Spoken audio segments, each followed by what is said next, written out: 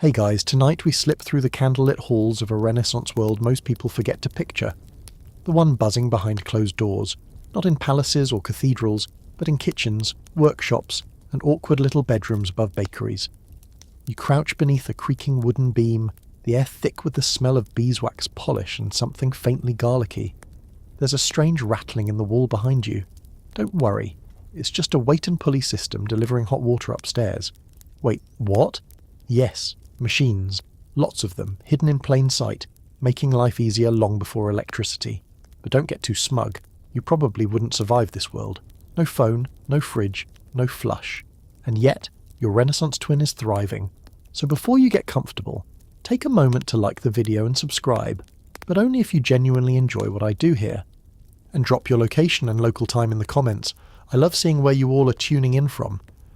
Now, dim the lights, maybe turn on a fan for that soft background hum, and let's ease into tonight's journey together. You're standing in the courtyard of a modest Florentine home. Sunlight streams through a latticework window, illuminating a small crank near the fireplace. You lean closer. It's connected to a spit jack, slowly rotating the family's dinner over the fire. No one touches it. It's powered by a weighted mechanism wound up each morning, its gear teeth clunking softly as they release tension. This is just the start. Beneath the floorboards, a counterweight system lifts buckets of water from a well outside. No need to break your back-hauling pails. In another room, someone tugs a cord, and a shutter 3 rooms away swings open. These are not grand Leonardo sketches turned into gold.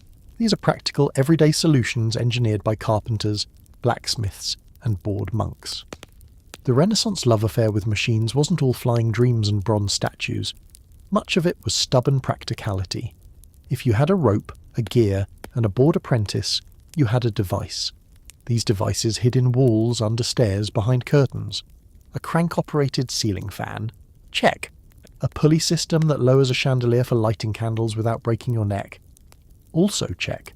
A rudimentary dumbwaiter so your grumpy cousin upstairs doesn't yell for more olives every 10 minutes? You bet. Historians still argue whether this early mechanical surge began in monastic orders or urban workshops, but one thing's clear, these inventions weren't seen as revolutionary at the time. They were just useful. Take for instance the clockwork bell ringer hidden in a tiny Tuscan church.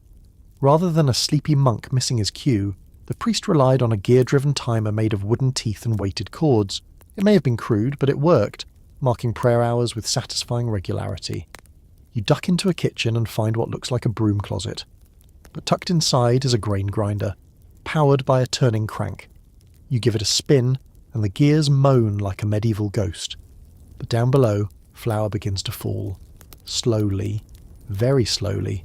It's not fast food, but it's hands-free food, which in this era is a luxury. Here's the thing no one tells you. The Renaissance wasn't just art and poetry. It was a time when average people got creative with mechanics. A single broken lever might halt a day's plans. So, everything was built to be repaired, adjusted, even upgraded. Most homes had a little collection of parts, pegs, cord, scrap metal, in case the spice grinder or butter churn started acting up.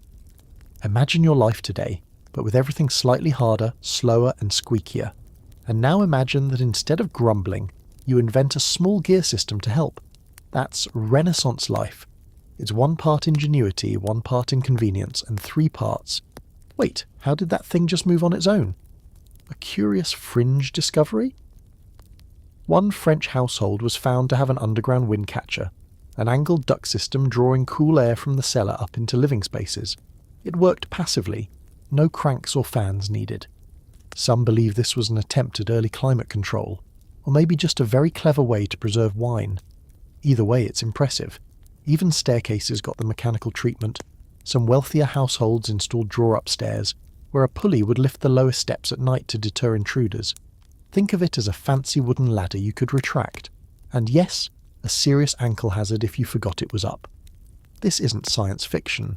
This is just what people did when they were fed up with hauling heavy things or relighting lanterns every time the wind blew.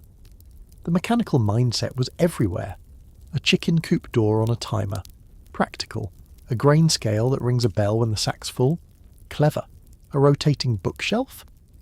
Oddly common in some libraries, because walking all the way around to find your next religious text was apparently a bridge too far. Of course, not all of this stuff lasted. Many of these inventions were made of wood, rope, leather. They rotted, wore out, got dismantled for firewood or reconfigured into something else. Which is why historians get excited when even a fragment of these systems is uncovered in an old building. One gear, half buried in dust, one pulley system traced from wall to window, one carved cam that once made a puppet nod.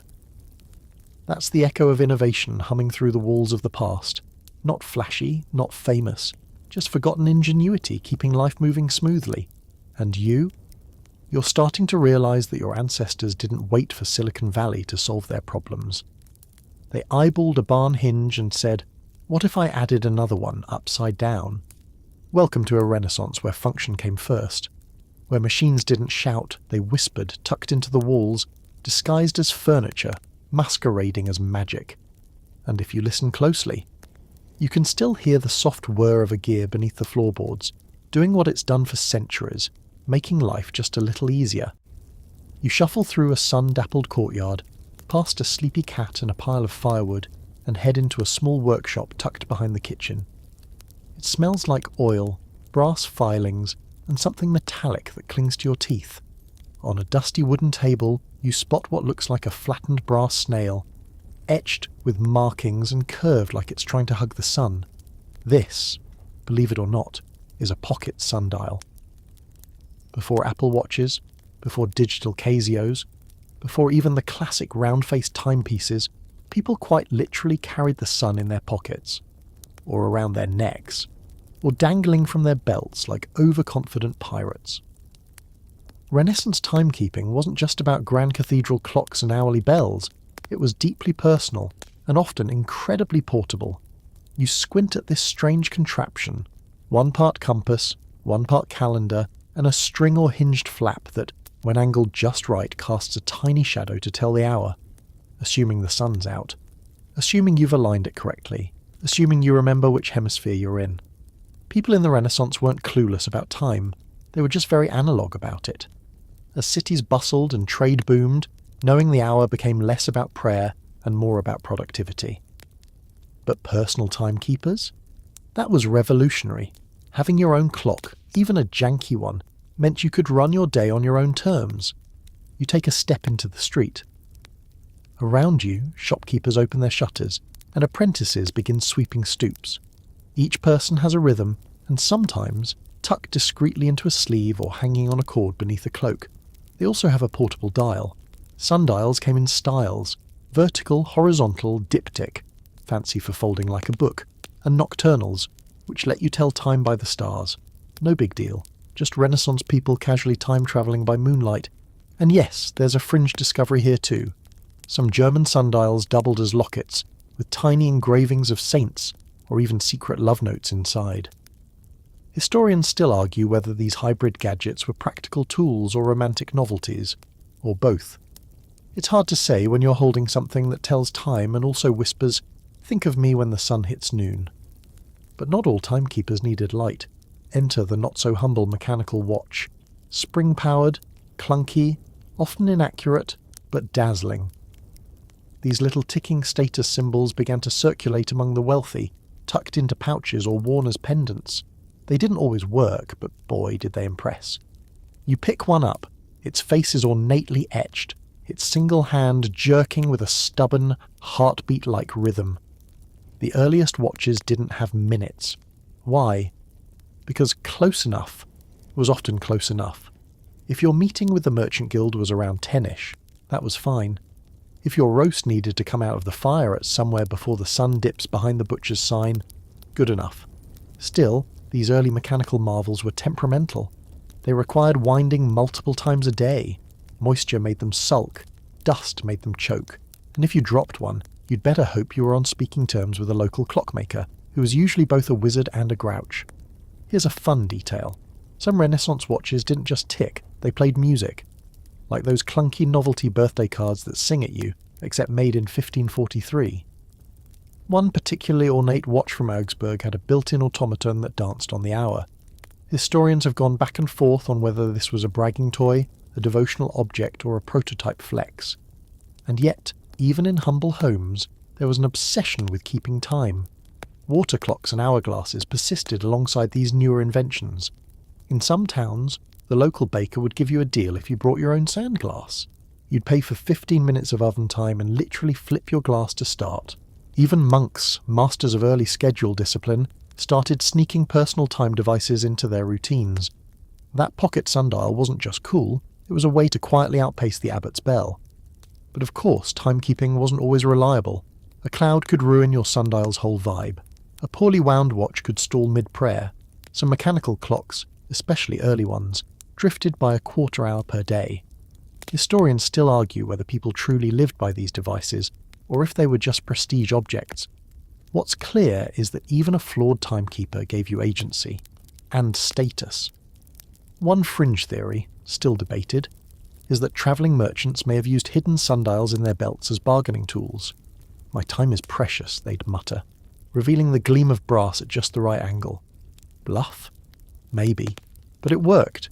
Who needs a Rolex when you've got a piece of the cosmos swinging from your waist? By the late Renaissance, the hour had begun to creep into public life. Town clocks grew more precise. Work schedules tightened. Market deals started depending on specific meeting times. Time wasn't just for monks anymore, it was for everyone, and with it came anxiety, ambition, and the birth of what we now call running late. You glance down at the sundial again. It's not pointing to anything useful under this candlelight, but it feels heavy with intention. Like it wants you to notice that people once looked to the sky for structure, not screens. And maybe, if you listen closely, you can hear a tick-tick-tick from somewhere deep in a wooden pocket, marking a moment that mattered to someone half a millennium ago. You blink at your reflection in a wobbly piece of glass. It's smudged, a little warped, but still, there you are.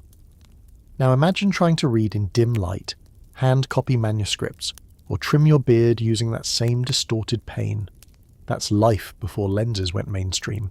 And tonight you're about to thank 1,000 monks with bad eyesight. Let's step inside a scriptorium, a cold, echoing room filled with men in robes hunched over parchment. The air smells like ink and sheepskin, and the only sound is the faint scraping of quills. One monk rubs his eyes, squints at the blurry lines, and groans. This is the moment eyeglasses enter your life. Long before anyone even knew what an eyeball really looked like, Renaissance tinkerers had stumbled into one of the most life-changing inventions of all time: wearable lenses. The first ones weren't glamorous. Picture two rough glass discs set in a wooden or bone frame pinched onto the bridge of your nose like a medieval butterfly clip. They didn't stay put. They didn't fold. They didn't always help.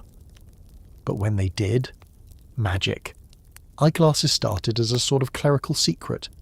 They were handcrafted, expensive, and used mostly by monks, scribes, and scholars.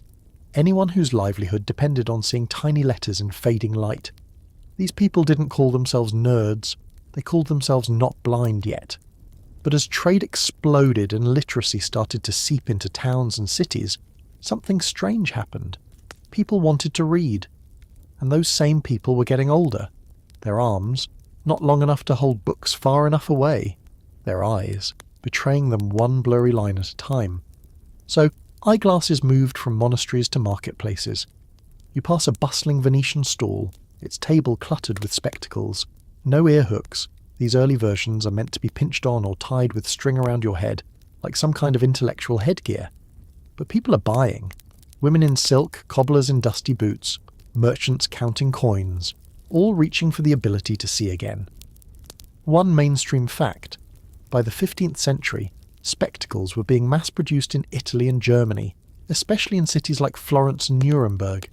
Frames were crafted from wood, horn, or copper, and lenses were ground with increasing precision. It wasn't uncommon to walk into a shop, point to a style, and walk out seeing better. Like a Renaissance version of lens crafters, but with more chickens. And then came the quirky twist. Street vendors started selling cheap glasses without prescriptions. Sound familiar? These were the original reader glasses. Except nobody really knew what their prescription was. You just tried on pair after pair until your headache went away. Some wore glasses as fashion statements, even if they didn't need them. A portrait from 1465 shows a noblewoman wearing a pair of spectacles that, based on modern reconstruction, would have made everything look worse. But hey, status is status. Historians still argue whether this shift was driven more by vanity or vision. Were people genuinely reading more, or just flexing their frames like status icons? Probably both. The Renaissance had a way of turning function into fashion with alarming speed. But back to the tech itself, because here's where it gets really clever. Artisans began experimenting with bifocals, convex and concave lenses, and even coloured tints for bright environments. One workshop in Spain reportedly offered sun lenses made from smoky quartz, the early sunglasses. Were they effective? Not particularly. But you looked mysterious, and that counts for something. You crouch beside a travelling physician, his leather satchel open, revealing a set of interchangeable lenses he uses to diagnose sight. He holds them to your face one at a time, squinting as you try to read a worn scrap of Latin. He nods solemnly and hands you a polished set of convex lenses bound in brass. You feel instantly smarter. One fringe tidbit. There are accounts of pirates and sailors using monocle-like lenses for navigation. Not quite telescopes, not quite spectacles, just held to one eye like a magnifying amulet. It gave them an edge when scanning coastlines or more often bluffing at cards. And yet, for all this cleverness, glasses weren't universally beloved. Some religious scholars feared they were unnatural, a way to defy aging and thus God's will. Others believed that poor eyesight was a punishment and fixing it was cheating fate.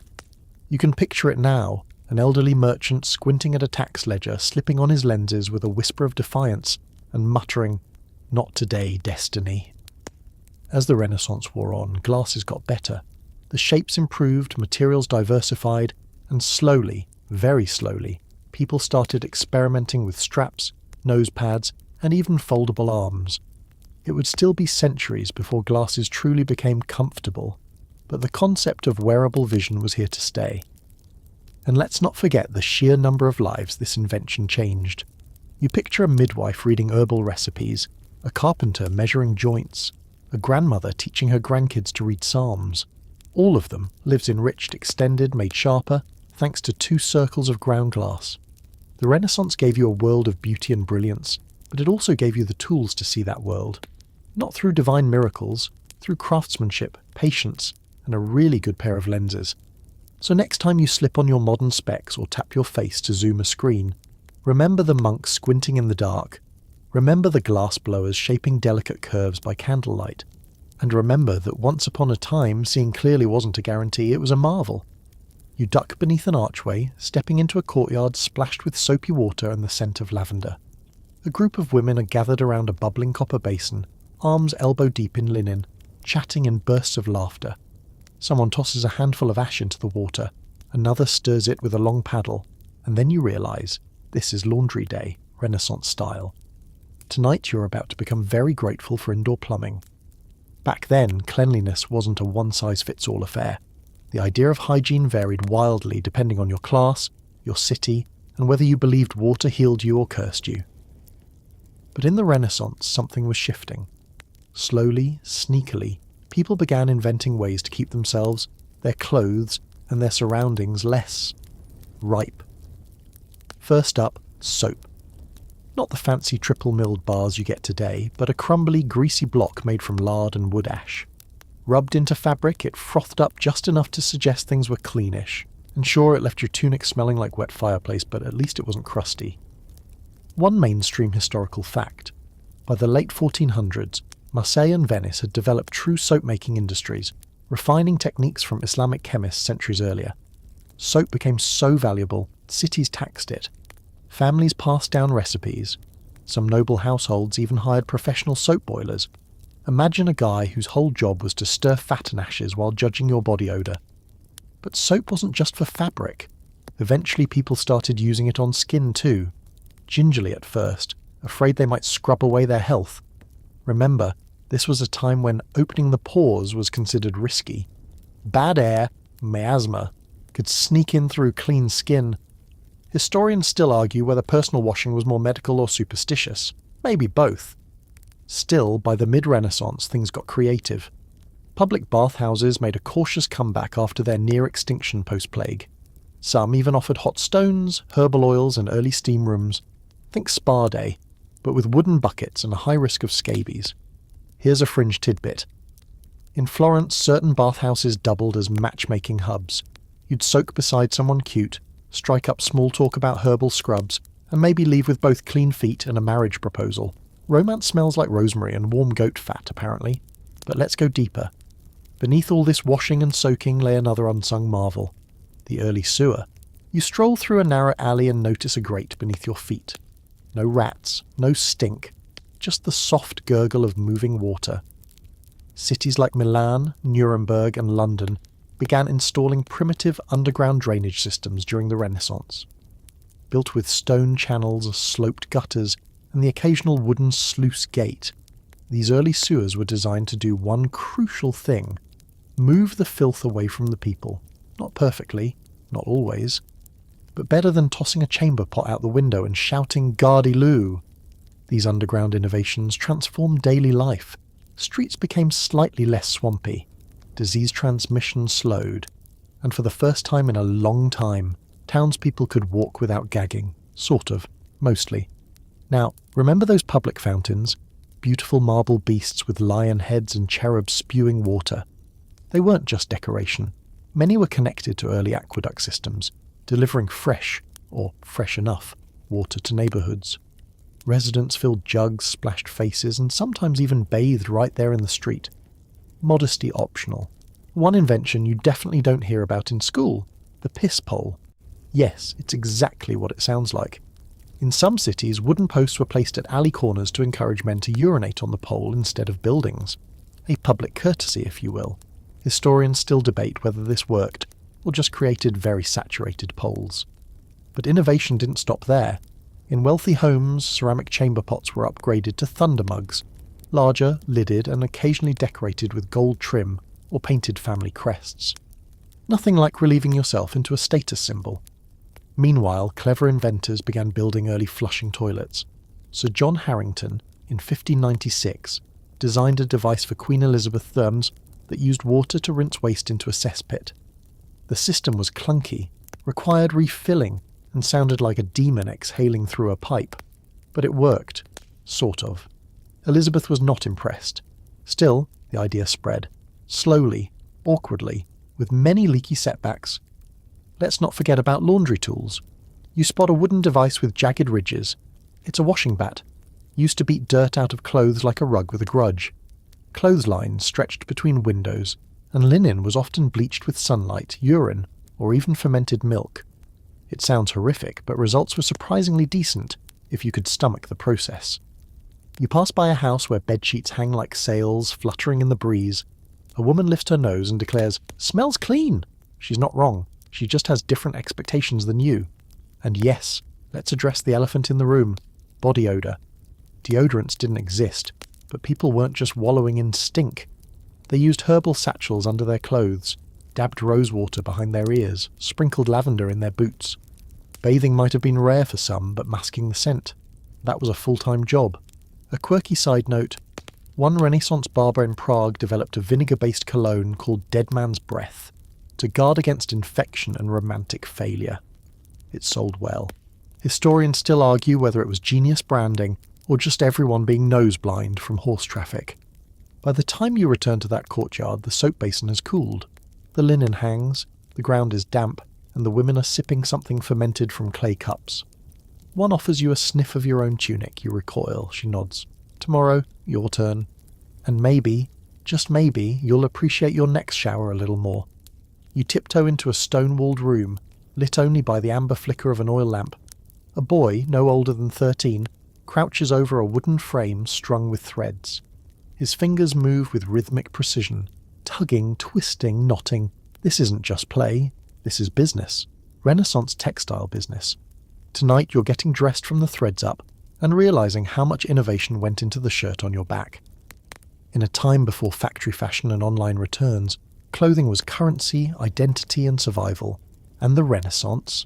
It turned the art of dressing into a quiet technological revolution. Let's start with the loom. Picture it. A tall wooden frame so big it could double as a scaffolding. The horizontal threads, called the warp, are stretched tight, while the vertical weft threads are woven in by hand or shuttle. Before the Renaissance, weaving was mostly a domestic task, but suddenly guilds began to form. techniques evolved, and looms, they got serious upgrades.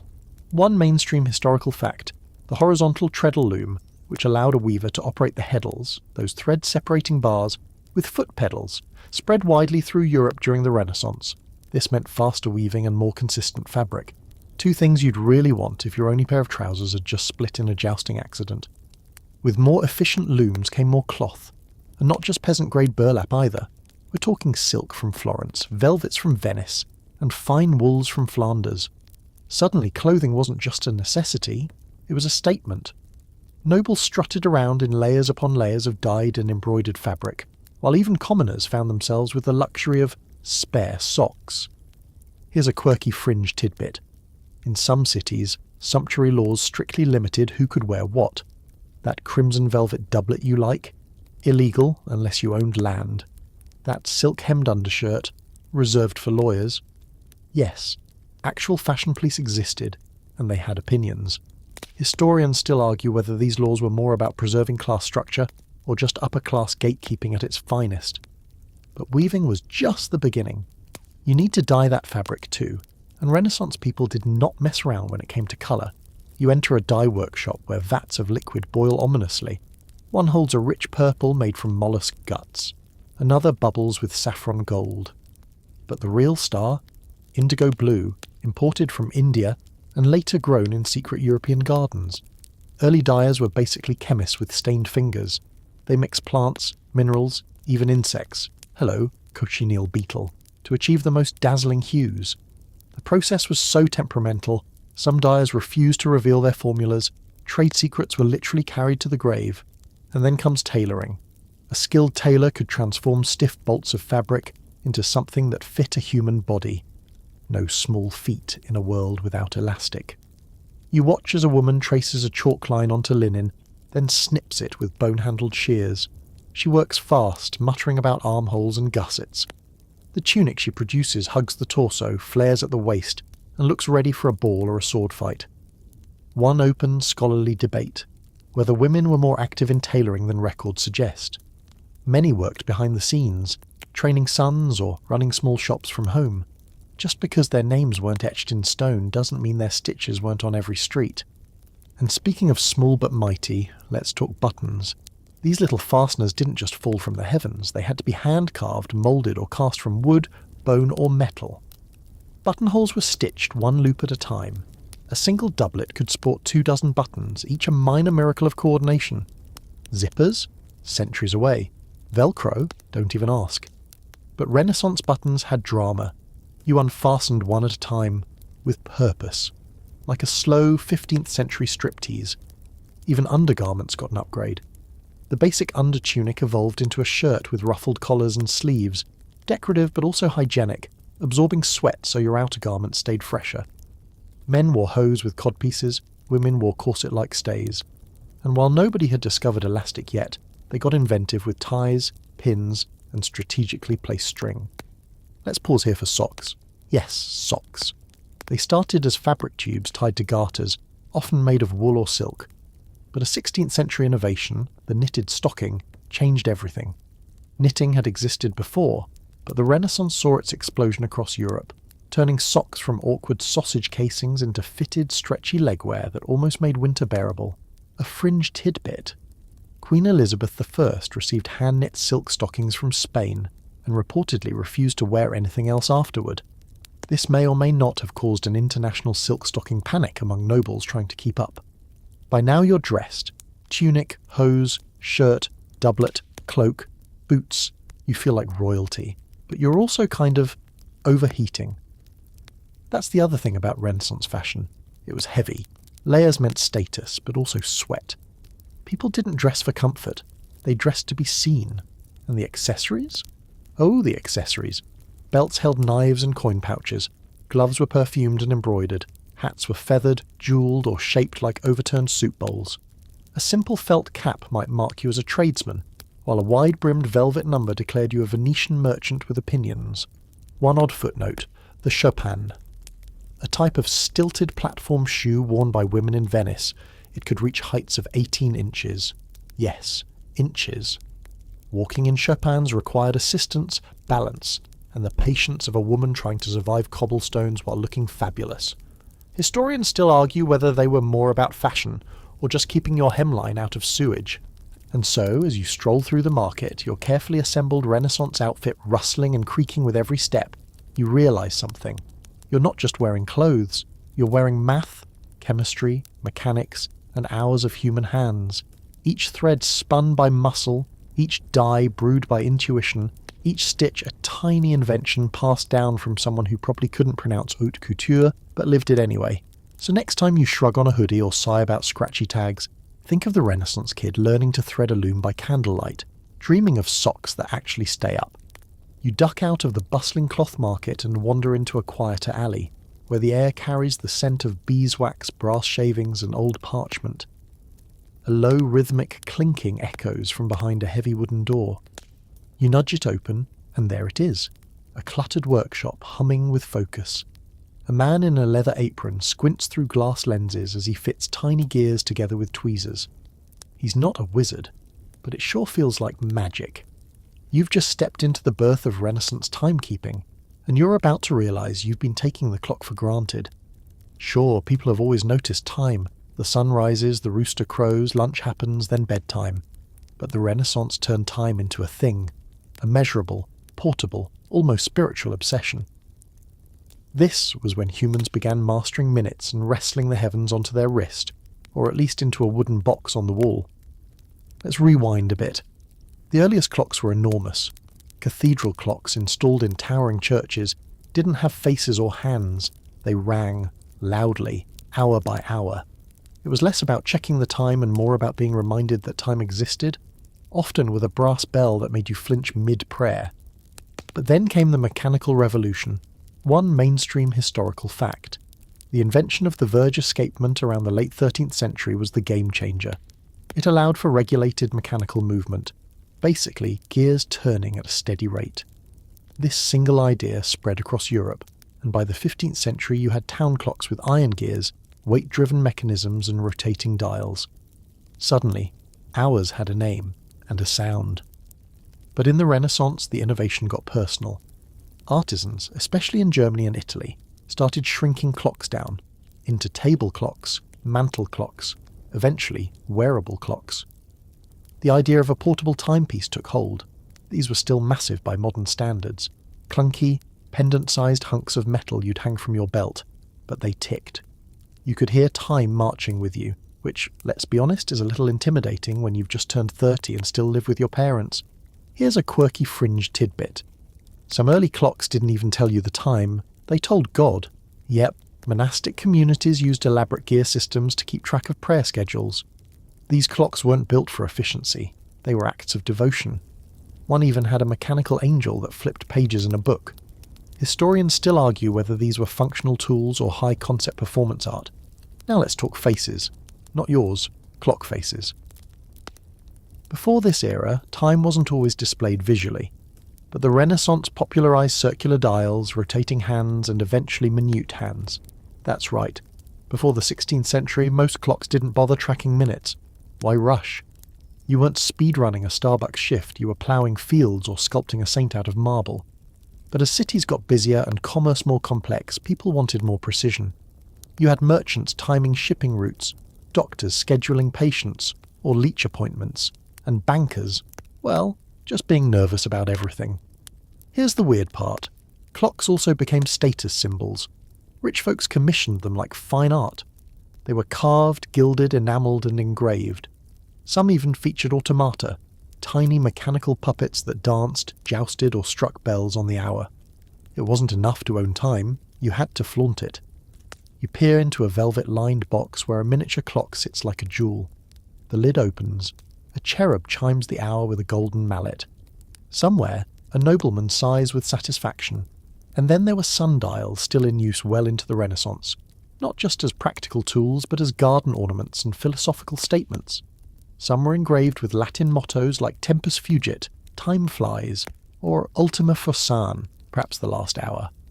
Nothing like a daily reminder of mortality while watering your rosemary. One open, scholarly debate: whether the obsession with mechanical time changed the way people felt time. Some historians argue it triggered anxiety, A newfound pressure to be punctual, productive, and on schedule. Others say it simply gave structure to chaos. Either way, it marked a shift from natural time to measured time. Your day wasn't guided by birdsong, it was ruled by gears. Oh, and let's not ignore the nerds. Mathematicians and engineers got way too excited about all this. Leonardo da Vinci sketched designs for water clocks with multiple dials and counterweights. Astronomers used mechanical time to refine their celestial models. Even watchmakers collaborated with scientists to make more accurate escapements, paving the way for pendulum clocks later in the 17th century. But we're still in the thick of Renaissance charm, and nothing screams charm like a mechanical rooster popping out of a church tower every morning at 6 a.m. One such automaton, installed in Strasbourg, still works today.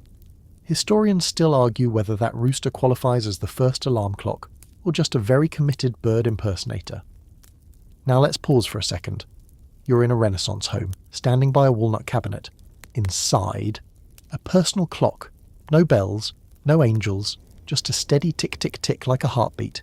It's mesmerizing. You feel calmer, grounded, like you're participating in something ancient and futuristic all at once. And then the clock chimes. 7 soft notes. You remember that it's time to meet someone. For the first time in human history, you're not guessing the hour by squinting at the sky. You have tools. You can be late scientifically now. And before you go, let's slip in one last detail. Clockmakers didn't just shape gears. They shaped culture. Many were part of guilds, fiercely secretive about their techniques. Some embedded religious motifs into their mechanisms. Others used their skills to hide illicit compartments in furniture. A few even inscribed philosophical riddles onto clock casings like, "He who owns the hours owns the soul." Deep. So as you step into the now dark alley again, you notice a steeple silhouetted against the stars. The clock face glows faintly. Midnight looms. You count the bongs. 1, 2, 3. You're not just hearing time, you're hearing progress. The chimes fade behind you as you wander into a quieter district. No carts clattering, no vendors hollering. Just the faint hum of voices, interrupted now and then by the splash of water. You follow the sound through narrow alleyways and suddenly there it is. A stone fountain gurgling into a wide basin, its spout shaped like a lion's head. Someone's left a wooden bucket under the stream. Beside it, a girl fills a clay jug while humming softly. You've just stumbled upon something deceptively mundane, but utterly life-changing. Clean water. Tonight you're diving into the overlooked genius of Renaissance urban plumbing and how it transformed daily life in the most unglamorous yet vital way, by not letting everyone die of dysentery. Back in medieval days, things were rough. Most cities relied on nearby rivers or rain barrels. Waste disposal? A polite term for chucking buckets out of windows. But as Renaissance towns swelled, their leaders realized something. Civilization doesn't work if half your population is constantly bedridden from cholera. One mainstream historical fact: Renaissance cities like Florence and Rome revived and expanded ancient Roman aqueduct systems. Engineers designed clever gravity-fed networks of stone and lead pipes that delivered spring water from miles away directly into urban centres. The Medici family, never ones to skimp on infrastructure or fountains, funded major waterworks that turned Florence into a city that sparkled, at least compared to its past. Public fountains like the one you're leaning on weren't just aesthetic. They were lifelines. People gathered here every morning to fill their pots, gossip about neighbours, and hydrate their suspiciously sourdough-shaped dogs. But behind the stone faces and gurgling jets was a silent network of underground marvels. You trace your hand along a carved spout. Water flows with steady pressure. No pumps, no magic. Just brilliant elevation planning and a bit of Roman throwback energy. These early municipal water systems were marvels of engineering, quietly saving lives while everyone else was too busy painting ceilings or inventing doublets. And while clean water arrived with grace, waste had to leave just as efficiently. That brings us to the unsung hero of civilized living, the sewer. Quirky fringe tidbit. Venice, often seen as an artsy romantic postcard, actually had one of the most advanced waste systems in Europe by the late 15th century. Hidden beneath the glimmering canals was a grid of underground brick-lined drains that flushed household waste with the tides. The system wasn't perfect. You still wouldn't want to go swimming, but it was cleaner than many inland cities. Some cities even began zoning neighbourhoods by their proximity to water sources and waste systems. Upper-class homes, closer to the aqueducts, lower-class tenements, often found near open drains or cesspits. It was early real estate logic, with a distinct smell. You turn down a new street and find a row of stone houses. Each has a wooden bucket outside and a carved gutter running along the base. These gutters, or kennels, channeled wastewater away from doors and down to communal pits. You had to be careful walking at night. A misstep could mean a soggy boot and a new appreciation for modern sewage. Historians still argue whether these rudimentary systems were more about public health or just keeping the nobility from fainting at the smell. But one thing's clear, people cared. City governments issued fines for dumping waste in the streets. Inspectors patrolled neighbourhoods, and some towns even employed gong farmers, night workers who cleared out cesspits by hand. Glamorous, not even a little. Necessary, more than you know. And then there was the privy. If you were wealthy, your home might include an indoor toilet, a vertical shaft built into the wall leading to a cesspit below. It wasn't exactly air-freshened, but it beat a chamber pot. These early latrines could even be shared between multi-storey buildings, creating vertical waste systems that were, let's just say, ambitious. More commonly, though, people used chamber pots and emptied them into streets or nearby pits. Some cities designated sanitary hours, during which waste could be legally tossed from windows, ideally with a shouted warning. "Gardy-loo!" was the classic Scottish cry. In Italy, they simply prayed you ducked fast enough. But innovation didn't stop at basic plumbing. Bathhouses saw a quiet Renaissance revival, especially in cities like Milan, where cleanliness became a badge of sophistication. These weren't just for scrubbing behind your ears. They were social spaces, business meeting spots, and occasionally venues for scandal.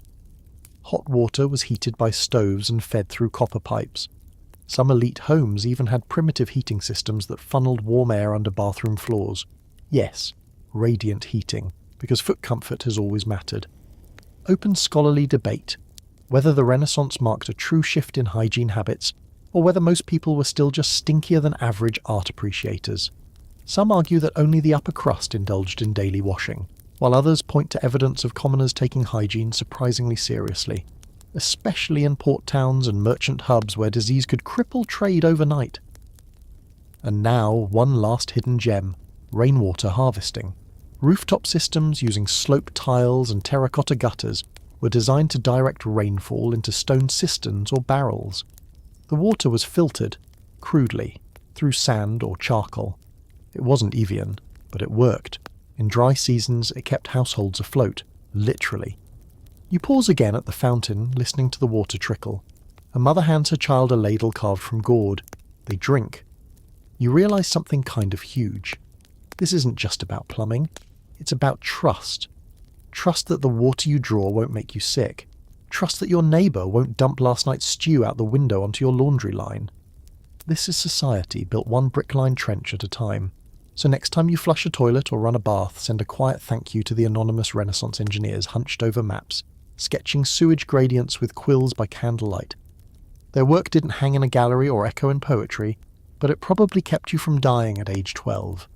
You leave the fountain behind, the echoes of splashing water fading with every step. Now the scent shifts, earthier, richer. There's a bakery nearby, but that's not what catches your eye.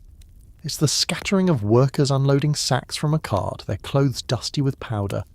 They disappear through a wooden doorway marked with symbols you don't quite recognise. Curious, you follow and find yourself in the workshop of a Renaissance printer. Paper curls in stacks along the walls, blocks of carved wood hang from pegs, and the rhythmic thud-thump of a press in motion fills the air. It smells like ink, sweat, and 1,000 ideas waiting to be released. You're not just witnessing an invention, you're witnessing a revolution in literacy. Tonight, you're diving into the forgotten but foundational Renaissance printing techniques that changed how people read, learned, and gossiped. Yes, even back then, someone had to spread the tea. Let's start with the big name you probably remember, Johannes Gutenberg. He's often credited with inventing the movable type printing press around 1440. And sure, he made waves with that famous Bible. But what most people don't realise is how quickly and quietly This invention branched off in dozens of directions during the Renaissance. One mainstream historical fact: within just 50 years of Gutenberg's press, there were more than 200 printing shops across Europe, producing millions of pages. That's like going from zero to internet in less than 2 generations. Suddenly books were no longer hand-copied treasures reserved for monasteries. They were commodities. You could own 1 or 5. If you were especially fancy, you might even underline things. But here's where the forgotten part kicks in. Not every press was churning out Bibles and classical philosophy. Some were producing manuals, household guides, farming calendars, cheap pamphlets filled with herbal remedies, weather predictions, or, let's be honest, spicy gossip. These ephemeral prints, called broadsheets or chapbooks, were the 15th century version of Reddit threads. And while scholars might snub them, these were the texts people actually read. One quirky fringe tidbit: there was a whole subgenre of printed guides on interpreting dreams, moles, and birthmarks. Want to know if your itchy left hand meant fortune or doom? There was a pamphlet for that. These weren't just novelties, they were reflections of a world where magic and medicine still held hands. Historians still argue whether these books were tools of superstition or sneaky ways to discuss taboo subjects under the guise of science. You walk over to the press itself, a wooden frame, a heavy screw press, and rows of tiny metal letters. The compositor's fingers dance over a case of type, assembling each line backward, right to left. There's no delete key. One wrong letter, and you're melting the whole block again. Precision was everything. But don't picture some grim, ink-stained monk hunched over parchment. Picture instead a buzzing print shop where apprentices swapped dirty jokes and argued over which font looked the most authoritative. Printing was loud, it was manual, and it was powered by human hands. Here's the game changer, though: the spread of literacy. Before the press, most people couldn't read beyond basic religious texts, if that. But once cheap prints hit the streets, literacy wasn't just a cleric skill, it became useful. Merchants needed to read contracts, travellers wanted maps, housewives liked to swap stew recipes and midwife tips. The printing press created demand for basic reading, and schools started popping up to meet that demand. You, yes, you, might have been sent to a local grammar school to learn your letters, not for the glory of God, but so you could navigate the city like a boss. And if you were lucky enough to be in Italy or Germany during this boom, you'd notice something else: women reading. Not in universities, those were still firmly boys' clubs, but at home. Some women even learned to operate presses or ran printing businesses. One widow in Venice kept her late husband's shop running for 2 decades, publishing texts on botany and household management. Quiet rebels with ink-stained fingers. Let's not forget illustration. Woodcut images accompanied many printed texts, especially for audiences with low literacy. Want to show people how to bind a wound or avoid the plague? A few gruesome yet stylized drawings did the trick. You chuckle as you notice one particularly dramatic diagram: a man getting hit with a flying fish. Captioned, apparently, "a sign of ill fortune." Open scholarly debate, whether early printing democratized knowledge or just repackaged elite ideas for the masses. Some historians argue that the same old religious and noble hierarchies used printing to consolidate their influence. Others believe it cracked the door open for radical thinkers, underground writers, and future revolutions. The truth probably lives somewhere in the messy middle, between mass production and quiet rebellion. You spot a stack of discarded prints by the doorway: trial runs, typos, rejected layouts. You pick one up, a short booklet titled "How to Tell If Your Neighbour is a Witch." Classic. These throwaway sheets were often reused, wrapped around goods, used as fire starter, or turned into toilet paper. Yes, medieval charmin. But before their fate, they carried someone's message, even if it was just a spicy rhyme about a local fishmonger. One final gem. Some printers encoded secret messages in the typeface itself. Slight variations in letter width, ink distribution, or page layout could signify different editions, hidden ownership, or political affiliation. It's like the original metadata printed in plain sight, yet invisible unless you knew where to look. You step out of the print shop into the cool evening.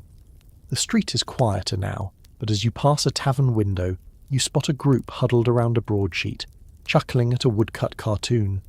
Literacy in action. Not lofty, not sacred, just shared. It's easy to take words for granted now. Books spill out of shelves, texts fly between screens, and you can search the entire world's knowledge in seconds. But here, among ink stains and wooden letters, you feel the spark. The Renaissance didn't just invent printing, it invented information overload, one crank of the press at a time. You leave behind the rhythmic clunk of the printing press and wander deeper into a quieter stretch of cobbled streets, the air now tinged with the faint scent of wax and soot. Above you, iron lanterns hang from buildings, and for a second you pause. Wait, are those glowing? Yes, they are, and not from magic, but from oil lamps flickering gently behind glass panes. Tonight you're exploring the forgotten revolution of Renaissance lighting, and how the battle against darkness wasn't just about mood, it was about safety, productivity, and sometimes making your dinner without falling into a cauldron. Back in the medieval days, when the sun went down, so did everyone else. Cities plunged into darkness, and unless you were fond of tripping over your goat, you didn't venture far. Candles, expensive. Torches, smoky. Moonlight, iffy at best. If you had business after dark, you probably brought it to a screeching halt by sundown. But the Renaissance didn't have time for that nonsense. With trade expanding, households multiplying, and literacy rising, people needed to do stuff even after the stars came out. Enter a wave of quiet but powerful innovations in artificial lighting. One mainstream historical fact: by the 15th century, many European cities had begun installing public street lighting, at first sporadically, but then as regular civic practice. Florence, for example, passed ordinances requiring wealthy residents to hang lamps outside their homes after dark. No compliance. Expect a fine, because nothing says civic pride like threatening people over wax usage. Inside homes, the lighting game was evolving too. Beeswax candles, once reserved for the ultra-rich and churches, began to trickle into merchant households. These candles burned longer, cleaner, and, bonus, didn't reek like your average animal fat tallow lump. And then there were oil lamps. A major step up from open flames, these glass or ceramic contraptions used olive oil, or whale oil if you were extra, to deliver steady, low-maintenance light. Some even had reflectors or glass hoods to focus the glow. The more inventive among the citizenry installed pulley systems to raise and lower ceiling lamps for refilling. It wasn't exactly Philips Hue, but it worked. You pass a storefront lit with warm golden flickers. Inside, a tailor is still bent over his work, stitching away long past sunset. You smile. This wasn't possible just a century earlier. The power to stay productive after dark had literal world-changing effects. Workshops stayed open later, books were read longer, family dinners stretched past dusk. And yes, secret romances definitely got spicier. But light was more than just convenience. It was about security. In crowded cities, darkness meant danger. Thieves, drunkards, and worse lurked in unlit corners. That's why towns began hiring night watchmen equipped with lanterns to patrol streets. Some cities even had torchbearers you could hire to walk you home after a late market run. Uber Black, Renaissance edition. And if you think people just lit candles and called it a night, nope, they got creative. One quirky fringe tidbit: some households built elaborate candle clocks, metal frames with evenly spaced marks that indicated how much time had passed as the candle melted. Others embedded nails at intervals, so as the wax burned down, the nails dropped into metal trays with a sharp ping serving as early alarm clocks. Imagine trying to explain that to your smart speaker. Still, there were drawbacks. Tallow candles smoked, sputtered, and dripped wax everywhere. Oil lamps required steady refills and could explode if mishandled, especially with the wrong oil. And soot build-up was a constant war. Imagine cleaning black smudges off your frescoed ceiling every week. You begin to understand why wealthy families hired candle servants, not for lighting help, but just for clean-up duty. Open scholarly debate. Whether the spread of better lighting directly contributed to the explosion of late-night creativity during the Renaissance. Some say yes. Painters, writers, and scientists suddenly had the hours to work into the night. Others argue that only the elite had access to good lighting, and for most people candles were still luxury items, hoarded like iPhones in an apocalypse. The truth? Somewhere flickering in between. You take a side alley and spot something peculiar. A glassmaker's studio. Inside, he's crafting delicate glass chimneys for oil lamps, long tubes designed to shield flames and improve airflow. These weren't just pretty, they made lamps brighter and safer. Innovations like these slowly spread across Europe, lighting everything from palaces to pirate ships. But here's the wild part. Light wasn't just used, it was performed. Court events, festivals, and religious processions often featured elaborate lighting displays. Lanterns in vibrant colours, shaped like stars or dragons, strung across plazas. Candles floated in water bowls or arranged in constellation patterns. In Venice, nighttime canal parades lit by hundreds of lamps drew crowds from across the region. It wasn't just about seeing, it was about spectacle. One final gem. Enterprising vendors in cities like Paris and Rome sold light balls, wax-coated bundles of dry herbs that, when burned, gave off fragrant smoke and soft light. Think of them as proto-aromatherapy candles. Bonus, they helped cover up the smell of your neighbour's chamber pot. You glance up again. The lantern above you sways gently in the breeze, casting a soft oval of gold across the cobblestones. The shadows feel gentler, safer, less like monsters, and more like bedtime lullabies. All thanks to the quiet persistence of people who refused to let sunset define their limits. The Renaissance didn't invent light, but it did reclaim it from the darkness, and then handed it out like tiny beacons of progress. One lamp, one candle, one glowing window at a time. The streets are calm now, lit by the hum of oil lamps and a faint breeze tugging at laundry strung between windows. You wander onward, following the scent of something strange. Not sweet, not sour. Earthy, pungent, almost medicinal. You wrinkle your nose and glance sideways. A wooden door creaks open to your left, and behind it, rows of bubbling jars, copper kettles, herbs hanging from the ceiling like upside-down chandeliers. You've stumbled into a Renaissance apothecary. Tonight you're diving into the world of Renaissance personal hygiene and grooming tools. A subject so quietly essential to daily life, it almost got left behind in the big book of inventions. But don't worry, you're about to meet the gadgets that kept people, somewhat, fresh in a world without showers, shampoo, or deodorant. Let's get something out of the way. The stereotype that people in the past were constantly filthy is mostly wrong. Sure, plumbing was limited and hot baths were an event, not a habit, but hygiene still mattered. They just had different tools. One mainstream historical fact. Bathing culture receded during the early Renaissance in many parts of Europe. Public bathhouses, once a staple in Roman and early medieval towns, began shutting down, not just because of cost or plumbing decay, but due to increasing fear of disease. After waves of plague and syphilis, people started to believe that opening your pores in hot water made you vulnerable. Cleanliness was good, but in moderation, and preferably with your clothes on. So what did people use instead of daily showers? Let's begin with the sweat cloth. Think of it like a Renaissance wet wipe.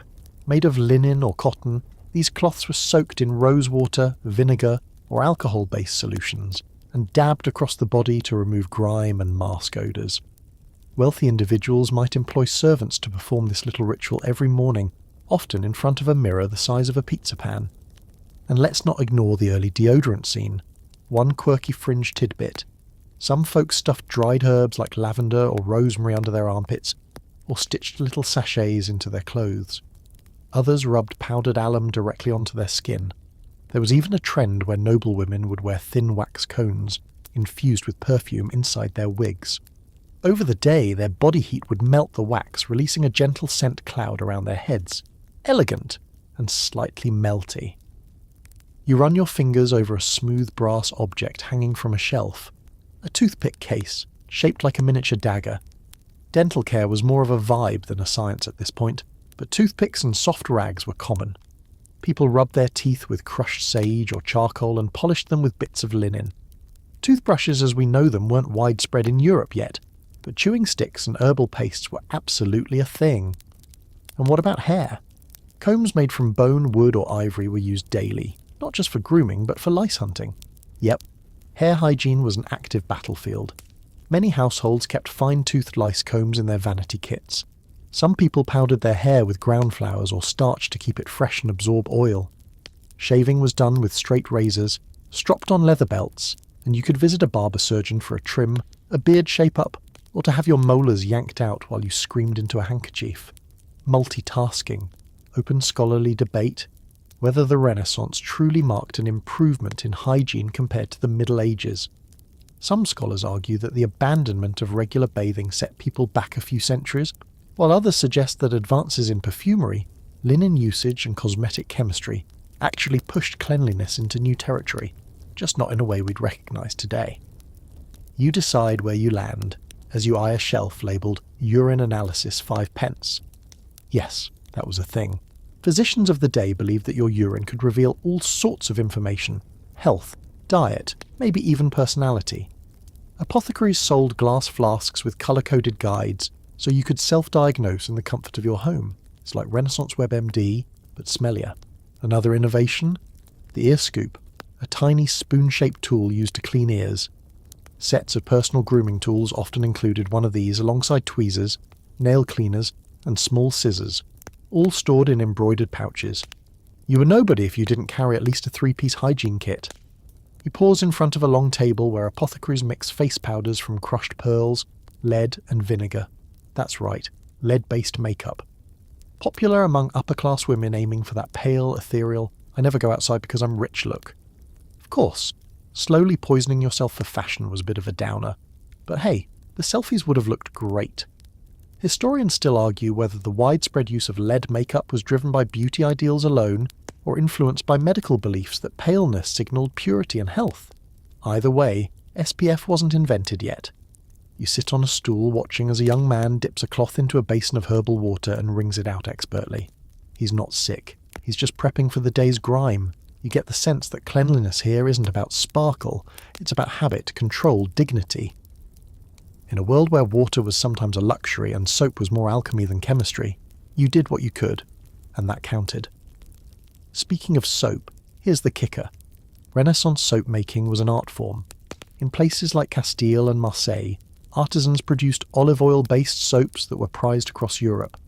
These soaps were often grated into powder or sliced into thin wafers and stored like treasure. A bar of imported soap could cost as much as a week's wages, but if you were lucky enough to own one, you used it sparingly, and maybe bragged about it too. One last whisper from the fringe.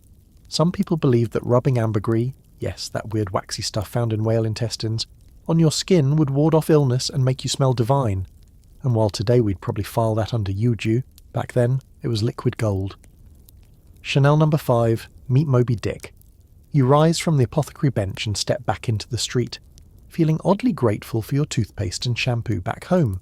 But you can't help but admire the ingenuity, using what little they had to feel human, to feel fresh, and maybe even to feel beautiful. The night deepens, and with it the hum of the Renaissance world softens into a low lull. But as you continue your stroll, a faint creaking pulls your attention toward the sound of wheels, not cartwheels. No, these turn with an elegance, an intentional glide, like something engineered with care. You step closer and find yourself staring at a curious wooden contraption rolling across the courtyard. A man is using it to measure distance. Tonight you're diving into the lesser-known but absolutely world-altering universe of measurement inventions. Specifically the ones that quietly redefined how Renaissance people understood space, size, and time. Trust me, without these tools cathedrals would lean a lot harder, and most maps would look like fever dreams. Let's rewind. You probably think of the Renaissance as all art and poetry and dramatic ceilings, but in truth it was full of people asking questions like, how long is this? How far to Rome? And why does my neighbour's field look bigger than mine, even though it shouldn't be? And to answer those questions, you needed tools. One mainstream historical fact. Leonardo da Vinci didn't just paint and sculpt, he sketched dozens of measurement instruments. From improved calipers to odometers, his notebooks are bursting with designs that suggest a Renaissance obsessed with quantifying the world. Because if you could measure it, you could understand it. And if you could understand it, you could sell it, tax it, or brag about it at parties. Take the odometer, for instance. A wheel-based device that clicked with each rotation, allowing travellers to measure distance as they walked or rode in carriages. These weren't digital, of course. Just a wheel, a gear, and a clicking mechanism, but they were startlingly accurate. Rome's engineers had similar ideas centuries earlier, but Renaissance minds resurrected and refined the concept. Some merchants even used portable odometers to track how far their goods had travelled. Early tracking data, no Wi-Fi required. And then there's the camera obscura, which, ironically, has nothing to do with measuring time but everything to do with measuring perspective. Artists like Vermeer and Da Vinci used this pinhole box tool to project scenes onto flat surfaces, helping them trace and scale more accurately. It was part art hack, part scientific breakthrough, and totally mind-blowing when you consider that it's also the great-grandfather of your phone camera. One quirky fringe tidbit: there's evidence that some map makers in the 15th century used wine jugs to estimate distance, basically counting how many sips it took to get from one place to another. It was called drink mapping in some joke circles. Okay, maybe not officially, but you can bet some apprentice cartographer really did say, it's 2 goblets to Milan. And then there's standardization, a revolutionary idea hidden behind a very boring word. Before the Renaissance, measurements varied wildly by region. A foot in one town could be longer than a foot in another. Imagine trying to build a bridge with blueprints drawn in units that changed every 20 miles. But during the Renaissance, thinkers and guilds began pushing for unified standards. Florentine merchants adopted a standardized ell for cloth trade. Builders used consistent braccia lengths for architecture. Not glamorous, but game-changing. It's like switching from 10 different plugs to USB-C. Boring until you don't have to fight it anymore. Open scholarly debate. Whether this push towards standardized measurement was more driven by trade needs or scientific curiosity. Some argue it was purely economic. No one wants to be swindled over a loaf of bread. Others believe that the flourishing scientific community, especially in cities like Padua and Bologna, championed consistent units to enable more accurate experiments. The truth, as always, is a messy marriage of both. You pause beneath a carved stone sundial protruding from a church wall. Its lines stretch like sunbeams, marking hours with elegance. Sundials, the oldest of timekeepers, were still widely used, especially in public squares where townsfolk didn't own clocks.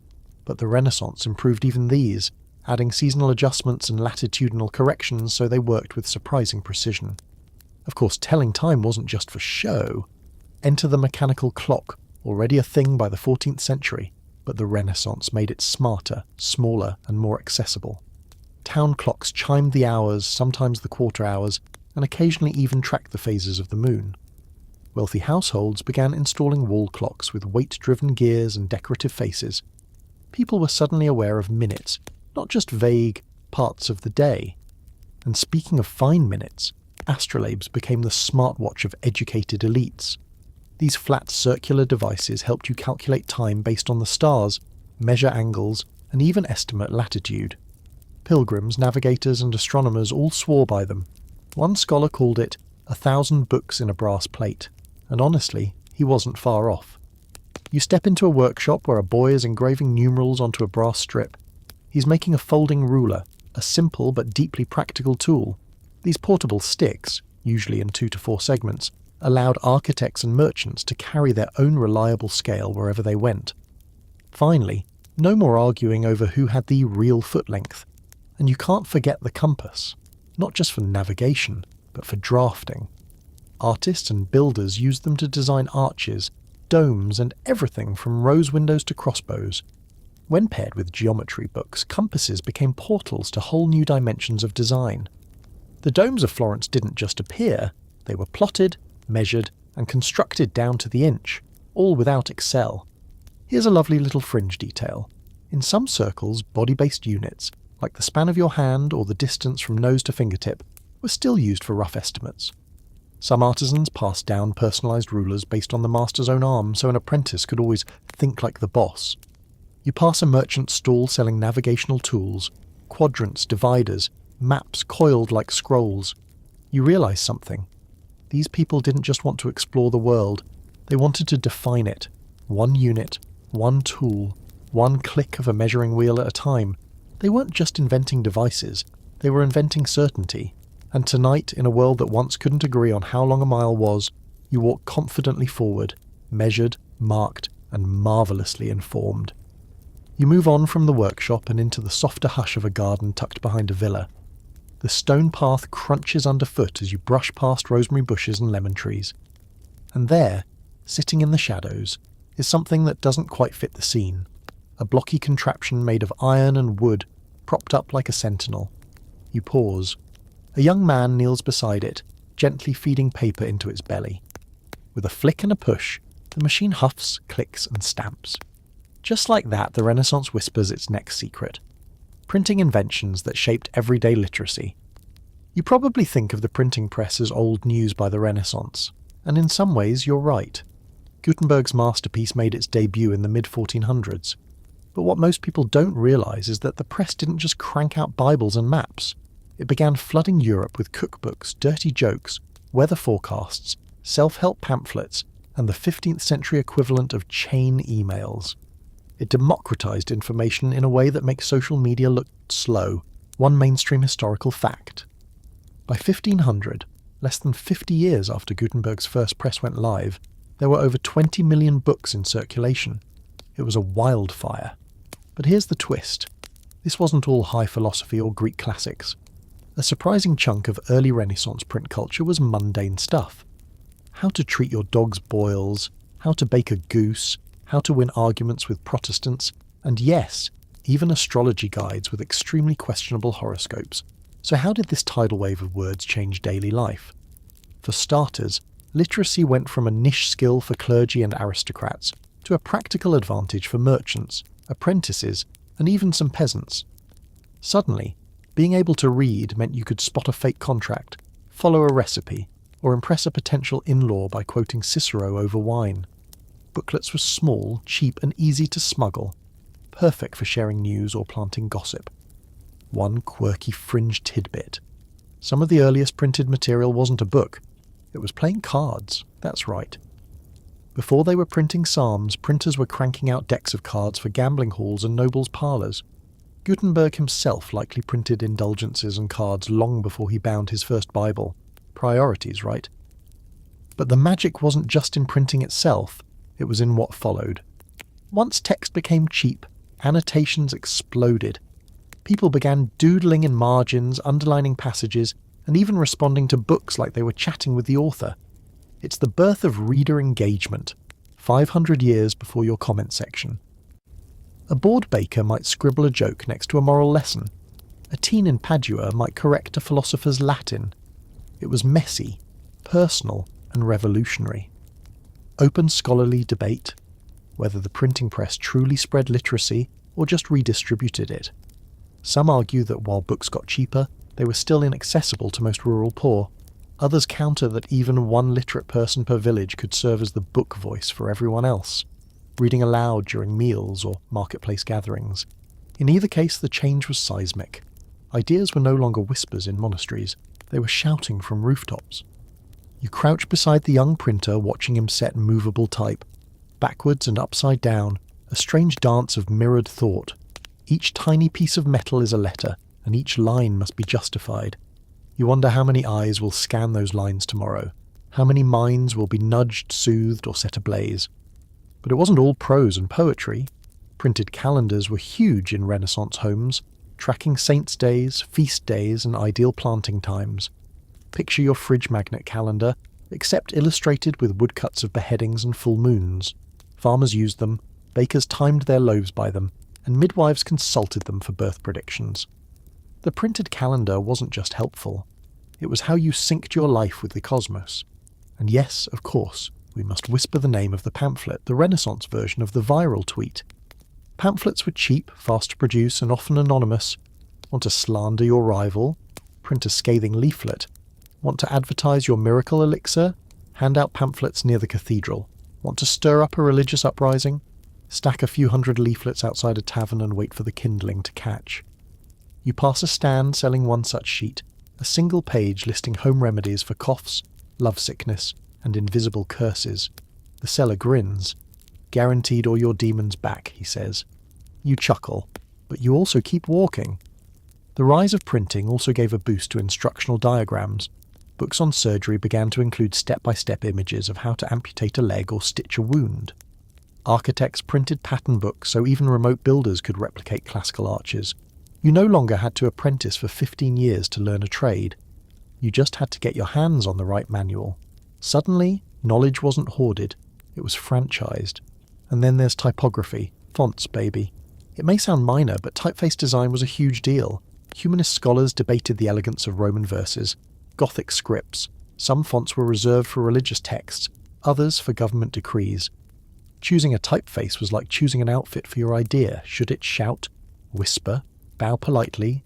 A fringe innovation worth noting? The Puzzle Book, a hybrid of entertainment and education. These books included mazes, riddles, and logic challenges. Children learned to read through play. Adults tested their wit. It was the Renaissance's version of the Wordle obsession, only with more woodcut lions and less keyboard. And of course, some printers got cheeky. There are records of secret books hidden behind false covers, one side a pious prayer, the other a bawdy story. Flip your devotional, and suddenly you're reading spicy tales of naughty nuns and clever peasants. People have always been people. You walk past rows of shelves, each groaning under the weight of printed dreams. Books about how to behave at court, how to pray, how to farm, how to cheat at dice. Knowledge didn't just trickle down, it gushed, and the people drank deeply.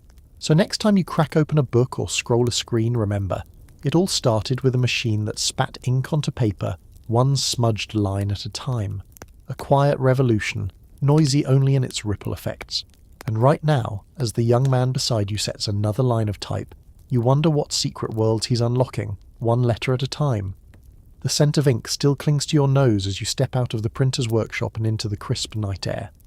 But the world is no longer just about books and pamphlets. Your feet lead you down a cobblestone street lit dimly by flickering oil lamps. Up ahead, there's music, soft, methodical, and strangely mathematical. You follow it into a room filled with strings, pipes, and finely tuned wood. A young man presses keys on a wooden frame. Notes ring out, perfectly spaced, rich and resonant. Tonight, you've wandered into the realm of musical innovations that shaped Renaissance homes. Now, we're not talking about massive cathedral organs or grand concerts. No, this is about the music that slipped into parlours, kitchens, and quiet gatherings. It's about how the Renaissance turned music from a ceremonial luxury into something woven into everyday life. And you're going to hear it, if not with your ears, then at least through your bones. One mainstream historical fact. The invention and refinement of the harpsichord exploded during the Renaissance. This predecessor to the modern piano became the centerpiece of many wealthy homes. It was compact enough to fit in domestic spaces, yet elegant enough to impress any guest. Playing it became a sign of culture and class. If your daughter could play, your household gained points on the social scoreboard. But harpsichords weren't alone. The Renaissance birthed an entire menagerie of musical instruments, many of them portable, affordable, and shockingly fun.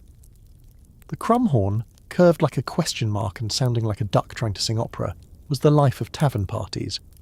The viola da gamba, a kind of leg-held cello, was favoured in intimate performances, and the lute? Oh, the lute. If Instagram had existed in the 1500s, lutenists would have been the influencers. You stroll past a bench where two girls are sharing a book of madrigals, songs printed in 4 parts, meant for group singing.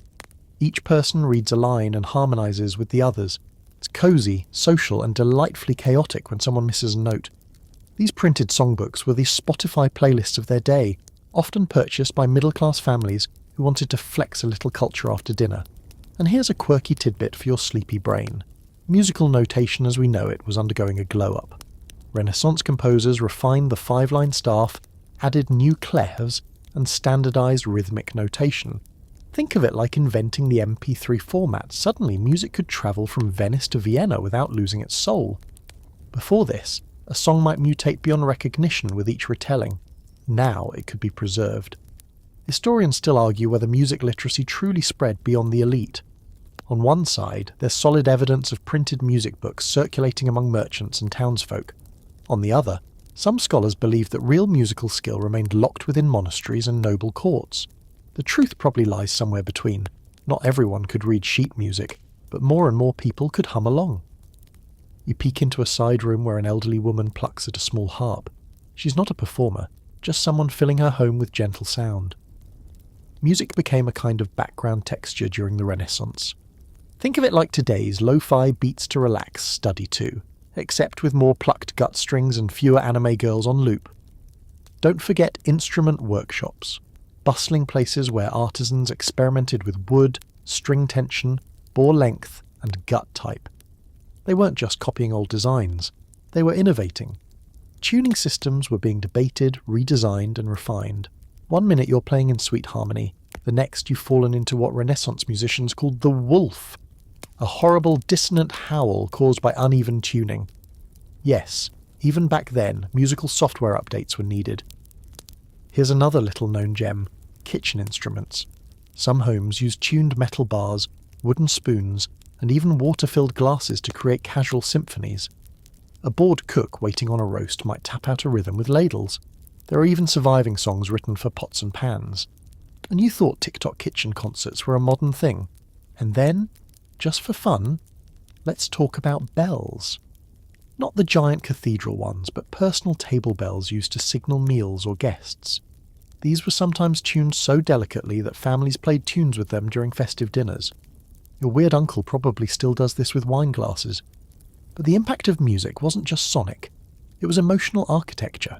Music structured people's days, morning masses, midday work songs, evening lullabies. For many, music served as a kind of soft clock ringing in the rhythm of life. Think about that. Time kept not by gears and ticks, but by melody. You listen as a group of friends sings around. It's not perfect, but it's warm.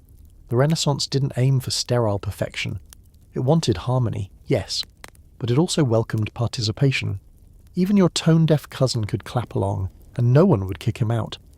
And don't overlook the humble whistle. Clay whistles shaped like birds were given to children and lovers alike.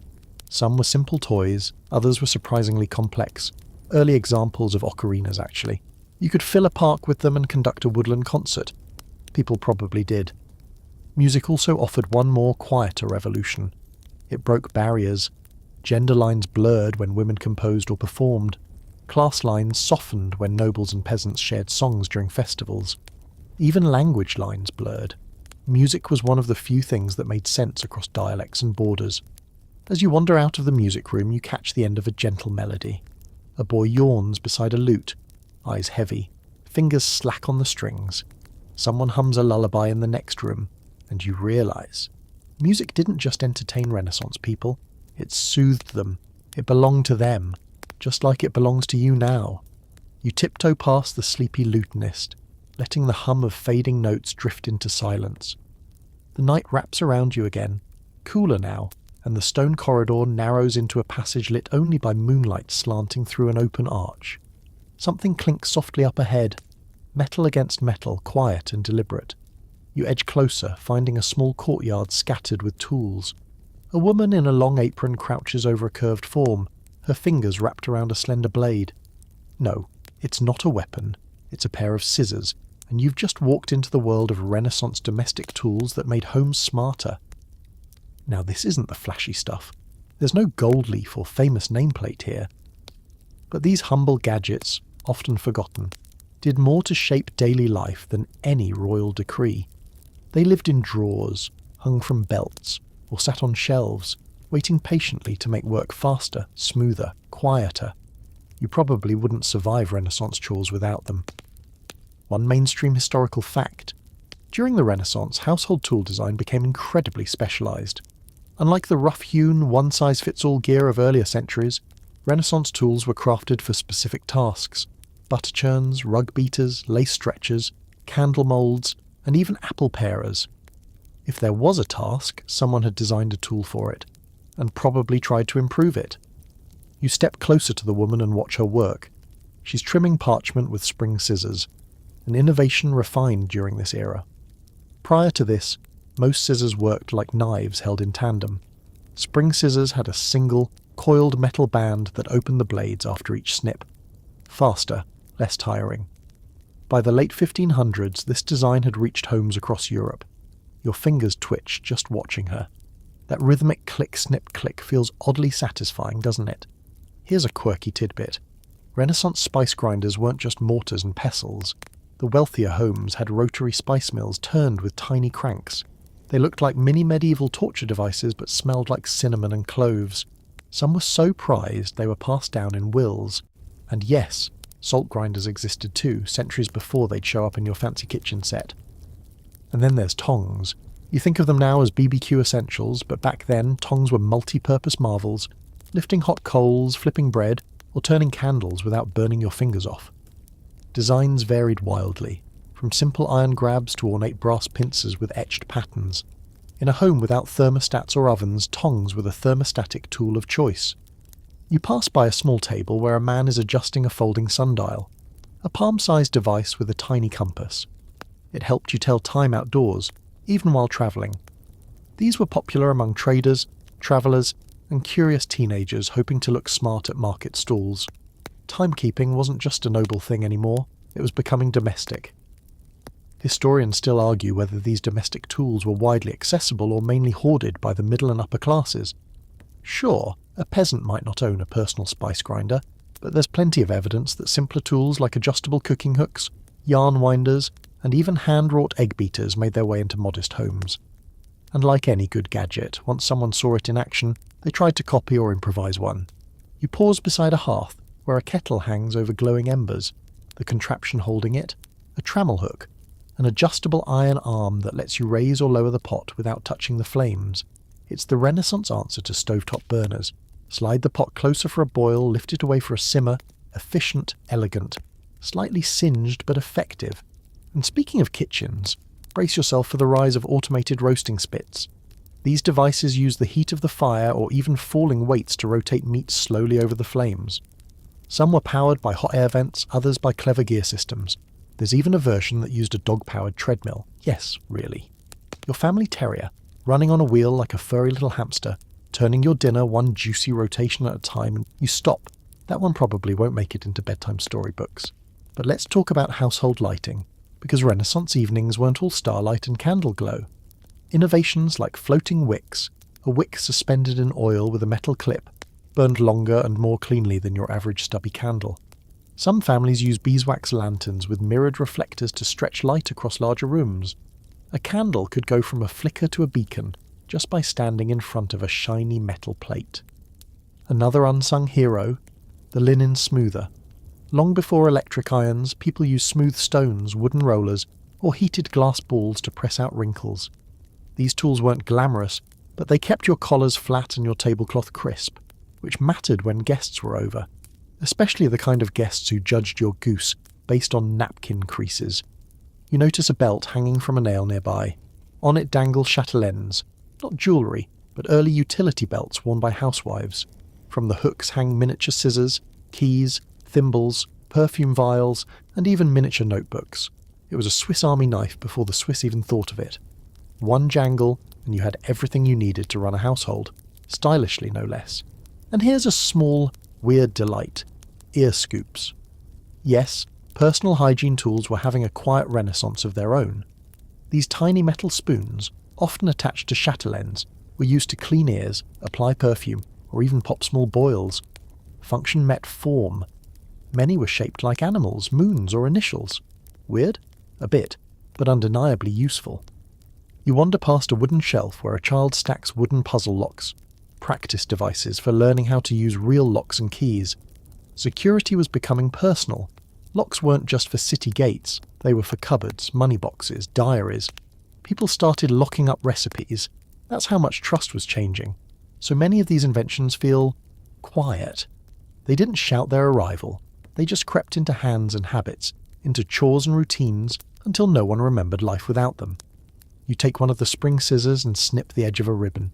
Clean, smooth, almost graceful. And in that single motion, you feel it. Not the grand drama of Renaissance battles or paintings, but the daily heartbeat of invention. The quiet revolution of the domestic. The snip of the scissors still echoes softly in your ear as you tuck them gently back into the woman's apron. You leave the courtyard with the warmth of candlelight behind you and descend down a creaky staircase, the wood sighing under each step. It's darker here, more muffled. The scent of beeswax and aged parchment gives way to something more sterile, metallic, soapy, faintly medicinal. You've entered the heart of a Renaissance home that few people talk about, its health and hygiene rituals. Yes, tonight you're exploring the quiet medical marvels and sanitation fixes that kept people, more or less, alive. Okay, yes. Renaissance medicine wasn't exactly a dream, Bloodletting, astrology, and the occasional application of warm pigeon carcasses to your chest was still in full swing. But what's often forgotten is how many small, practical inventions actually worked and made daily life cleaner, safer, and even longer.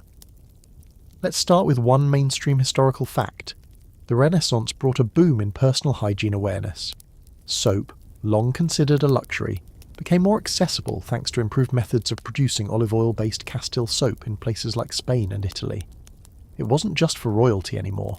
Merchants and artisans began buying bars of scented soap to wash their hands, faces, and, wait for it, even their armpits.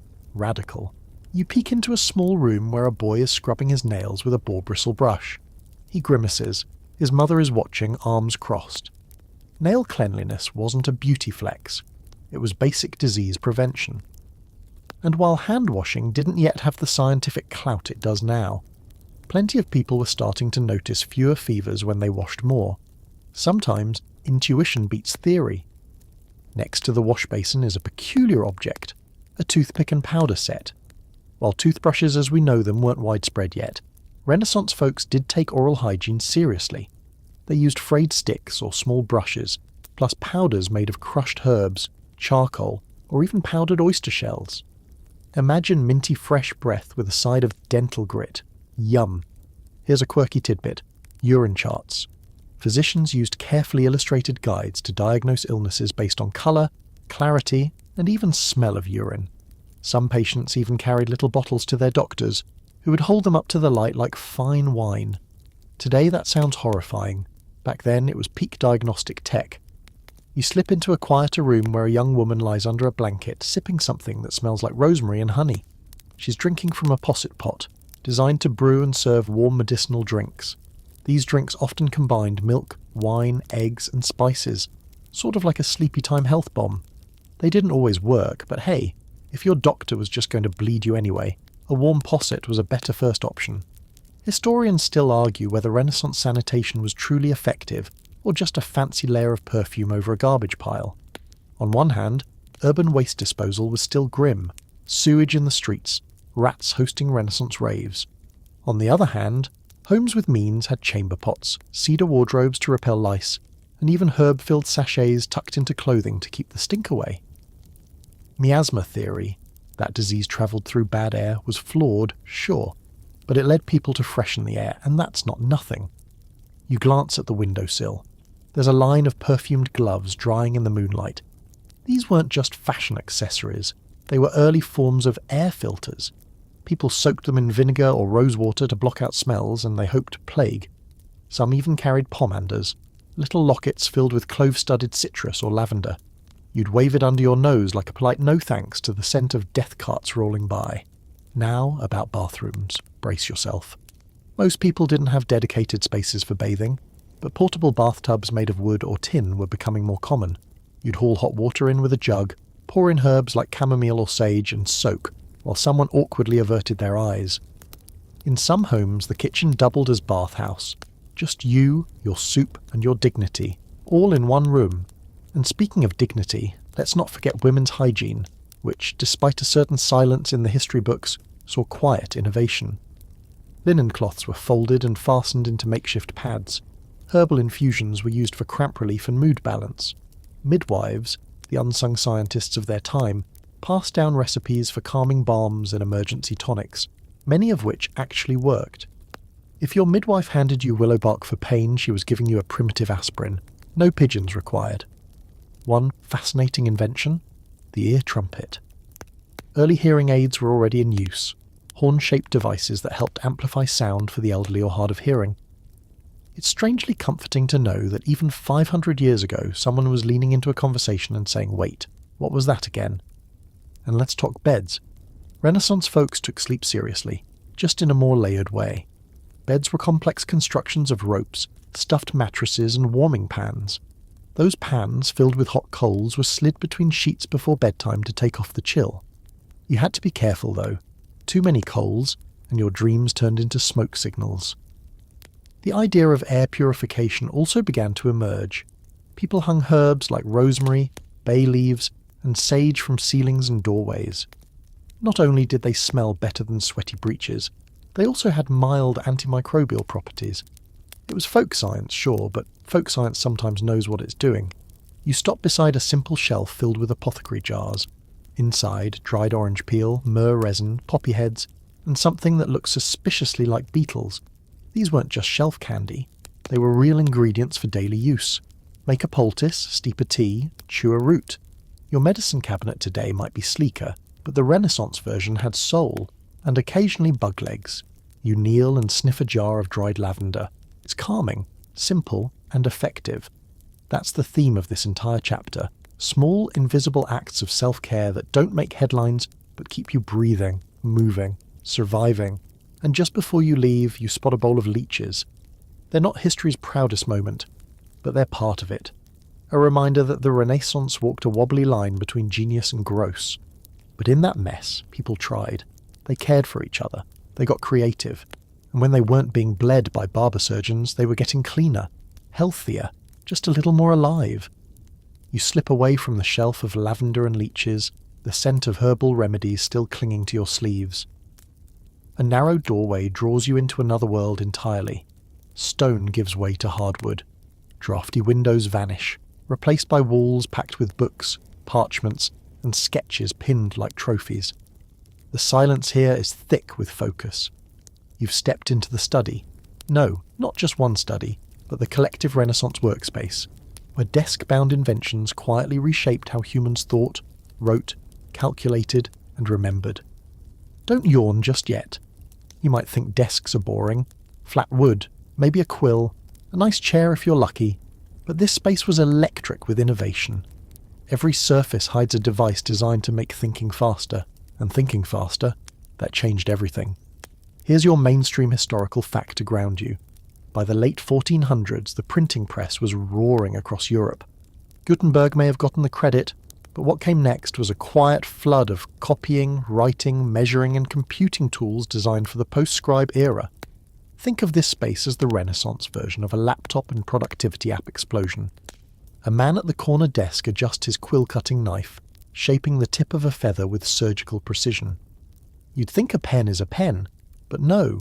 Renaissance folks had entire kits: sharpeners, sanders, ink blotters, pounce pots to dry wet ink, and even silver point tools for those still clinging to medieval drawing habits. Being a scholar was part artist, part craftsman.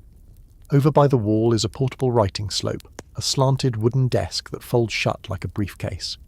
These popped up among travelling merchants, scribes, and the ever-mobile clergy. You could carry it like a Renaissance laptop, unfolding it anywhere for letters or sketches. Some even had hidden compartments for ink pots, sealing wax, and emergency snacks. Probably cheese. It's always cheese. Here's a quirky tidbit. Erasers existed. Not your pink rubber kind, but little bundles of crustless bread. Yep, chewed up white bread was dabbed on parchment to lift ink or charcoal. If that failed, there were knives called razors that literally scraped away mistakes. Imagine rewriting your resume with a steak knife. You pause near a low cabinet filled with compasses, rulers, and proportional dividers. The Renaissance obsession with geometry wasn't just about building cathedrals. It bled into art, engineering, and even handwriting. Schoolboys learned to draw perfect ovals with string and pin gadgets.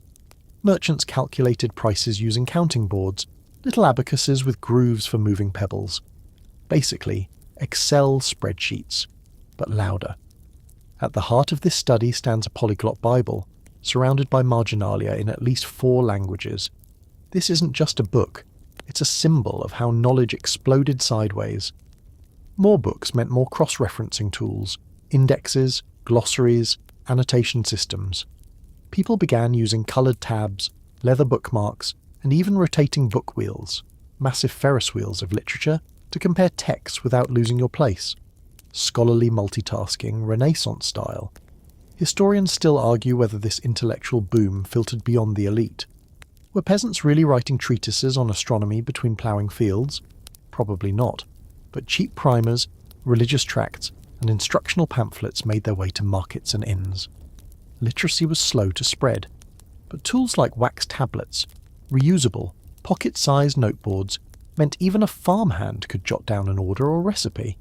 Functional literacy was creeping in. You pass a young student hunched over a cipher wheel, turning the discs to encode a letter. Secret codes weren't just for spies. Lovers, scholars, even bored teenagers played with cryptography. Some historians believe entire poems were passed in secret code, like medieval texting, but with more Latin and less emojis. A drawer creaks open to reveal ink recipes, hundreds of them. Iron gall, carbon black, red ochre. Families had their own house blends, passed down like sourdough starters. If your ink had too much tannin, it corroded the page. Too little, faded into ghost scratch. You weren't just writing, you were chemistrying. And right beside the ink, a stamp seal carved from bronze. These weren't just decorative, they were signatures, often pressed into wax with unique flourishes or images. A tiny hand gripping a rose, a lion's paw, a star within a circle. One press and boom, legal authority. And if you messed up, scrape, reheat, try again. Like making a PDF but with more fire. You notice a man pacing with a calculus board. A grid used for solving mathematical problems with pebbles or tokens. Long before calculators, this was how merchants tallied profits, navigators charted routes, and engineers guessed how many bricks it would take to not bury themselves under a crumbling archway. Then, at the far end of the study, a quiet marvel. The volvel, a circular, layered chart with rotating paper discs, used to track everything from the moon phases to bloodletting schedules. These were interactive diagrams, early analog computers. You'd turn the wheel to match the month, and it'd tell you whether it was a good day to harvest wheat or to let someone bleed out their melancholy. Priorities. You bend closer to a letter-locking diagram. Before envelopes, letters were folded into origami-like puzzles that doubled as tamper-proofing. Some had built-in cuts, tucks, or wax seams that ripped if opened. Privacy, password protection, and document flair all in one. You imagine Da Vinci folding his lunch invite into a shape that required tweezers and divine patience to open. And let's not ignore the stationery press, a chunky, table-mounted press used to flatten parchments, dry pages, or impress embossed marks. It gave your documents that crisp, professional look. Because even then, people judged you by your formatting. A teenage girl spins a rosary counter, a small mechanical device to track her prayers, a holy Fitbit, if you will. It's tiny, brass, and oddly elegant, part spiritual discipline, part fidget toy. And finally, in the corner, a bored assistant flicks through a stack of playing cards. But these aren't for poker, they're early memory aids, illustrated flashcards for learning trade routes, Latin verbs, or herbal properties. Some were even made into drinking games because humans never change. What you realise here, as the candle gutters low, is that intellectual invention didn't just happen in libraries or universities. It seeped into anyone with a desk, a scroll, or even a hunk of bread they could use as an eraser. These inventions didn't just feed the mind, they trained it too, sharpened it, structured it. You run a hand over the wood of the desk and whisper to yourself, so this is where the future started. Not in the battlefield, not in the king's court, but right here, between an inkwell and a sheet of paper. You lift your hand from the desk's worn grain, and a breeze stirs through an open window, carrying with it the distant toll of a bell. It's not a church bell, though. This one has a different ring. Brisk, punctual, like it means business. And you follow it instinctively, down a corridor lined with ledgers and parchment scrolls, into a room that smells unmistakably of dust, ink, and accounting? Yes, accounting. Tonight you've wandered into the wonderfully weird and weirdly wonderful world of Renaissance business tools. Those often forgotten inventions that didn't just make a few bankers rich, but completely rewired how humans handled time, trade, and the concept of worth. We're talking the invention of double-entry bookkeeping, the original economic game-changer, mainstream historical fact. While versions existed earlier, the system as we know it was codified in the 1494 work of Luca Pacioli, a friar/math nerd who teamed up with none other than Leonardo da Vinci. It's not glamorous, but it gave merchants the power to track profits and losses in 2 columns, balancing their world the same way architects balance domes. Without it, the modern economy doesn't happen. The room you're in is warm with candlelight, and a merchant sits hunched over a large ledger, scribbling lines in columns. Each transaction gets a debit and a credit. You blink. It's so familiar, so strangely modern. If you've ever cursed QuickBooks, you've got Pacioli to thank. A quirky little contraption near the window catches your eye, the tally stick. Before spreadsheets and calculators, folks tracked debts and trades on notched sticks of wood. You'd split the stick down the middle, one half to the buyer, the other to the seller. When the sticks matched, the transaction was verified. It was simple, tangible, and yes, a little Flintstonesy. Next to the tally sticks, you find an early accounting chest, complete with a false bottom for sensitive documents. Contracts, shipping receipts, and coins jangle inside like a Renaissance briefcase. Locks weren't optional. Merchant families often guarded these like treasure, and with good reason. Paper meant power. Here's a delightful fringe tidbit. Some merchants created secret shorthand, miniature languages of symbols and abbreviations, to keep prying eyes out of their ledgers. It was Renaissance encryption, and decoding someone else's book could be grounds for a duel. Okay, not always, but definitely some angry letters. You move past a hanging wool map showing trade routes from Florence to Alexandria. Tiny ships dot the painted seas, their sails stiff with salt. Trade was the lifeblood of Renaissance cities, and merchants relied on charts, weather logs, and portable astrolabes to time their shipments. Being off by a week could mean spoiled spices, wet wool, or war at your destination. At a table, a man opens a small leather-bound day planner. Yes, even in the 1500s, some folks needed to plan their Tuesdays. These planners included calendars, lunar phases, St. Feast days, and appointment slots, usually tracked with ink or pressed wax markers. It wasn't quite Google Calendar, but it got the job done, especially if you were juggling contracts across 3 city-states and one particularly moody papal envoy. Historians still argue whether the rise of Renaissance commerce created new opportunities for social mobility or just reinforced class hierarchies with snazzier ledgers. On one hand, talented upstarts could climb the ladder using brain over birth. On the other, wealth often stayed in well-fed families with armed guards and good lawyers. You do the math, pun fully intended. Speaking of math, on a stool sits a small boy hunched over a reckoning board. Think of it like a chalkboard calculator. Merchants used these to train apprentices in currency conversion, interest rates, and unit pricing. 1 lemon in Florence doesn't cost the same in Bruges, especially after tariff, spoilage, and that one guy who insists on paying in goats. And in the corner, an invention that quietly changed everything: the portable balance scale. Merchants carried these to weigh coins, herbs, or gold dust. Counterfeiters were rampant, and weight was one of the few reliable indicators of value. If your coin didn't balance, out came the file to shave it down, or a hammer if things escalated. You spot a stack of ledger templates, pre-drawn grids used by clerks to speed up bookkeeping. It's basically a Renaissance Excel sheet, minus the formulas and soul-crushing updates. Some even had hand-drawn margin art, angels for profit, devils for debt. Apparently even accountants need drama. Near the desk sits a woman engraving numbers into metal printing plates. Yes, printed accounting forms existed. Some banks produced templated ledgers to speed up processing and reduce creative accounting. Others stamped interest rates onto contract pages to prevent tampering. Bureaucracy. The original innovation you love to hate. You crouch beside a currency conversion chart. Back then, every city had its own coinage. Florins, ducats, groschen. Merchants carried charts, or more often conversion dice or spinning wheels, to calculate equivalents. You couldn't afford to mess it up. A math slip could bankrupt a family. Also, no calculators, just pure, terrifying arithmetic. And there, in the hands of a portly man with very clean fingers, is a merchant's ring. It doubles as a wax seal and sometimes a built-in sundial. Status symbol, signature, and timepiece all in one. You wouldn't leave the house without it. Today we flex Rolexes. Back then you flex multifunction jewellery that could notarize your documents and tell you if it was time for lunch. Oh, and let's not skip the safe conduct letter, an official document issued to travelling traders to ensure safe passage across territories.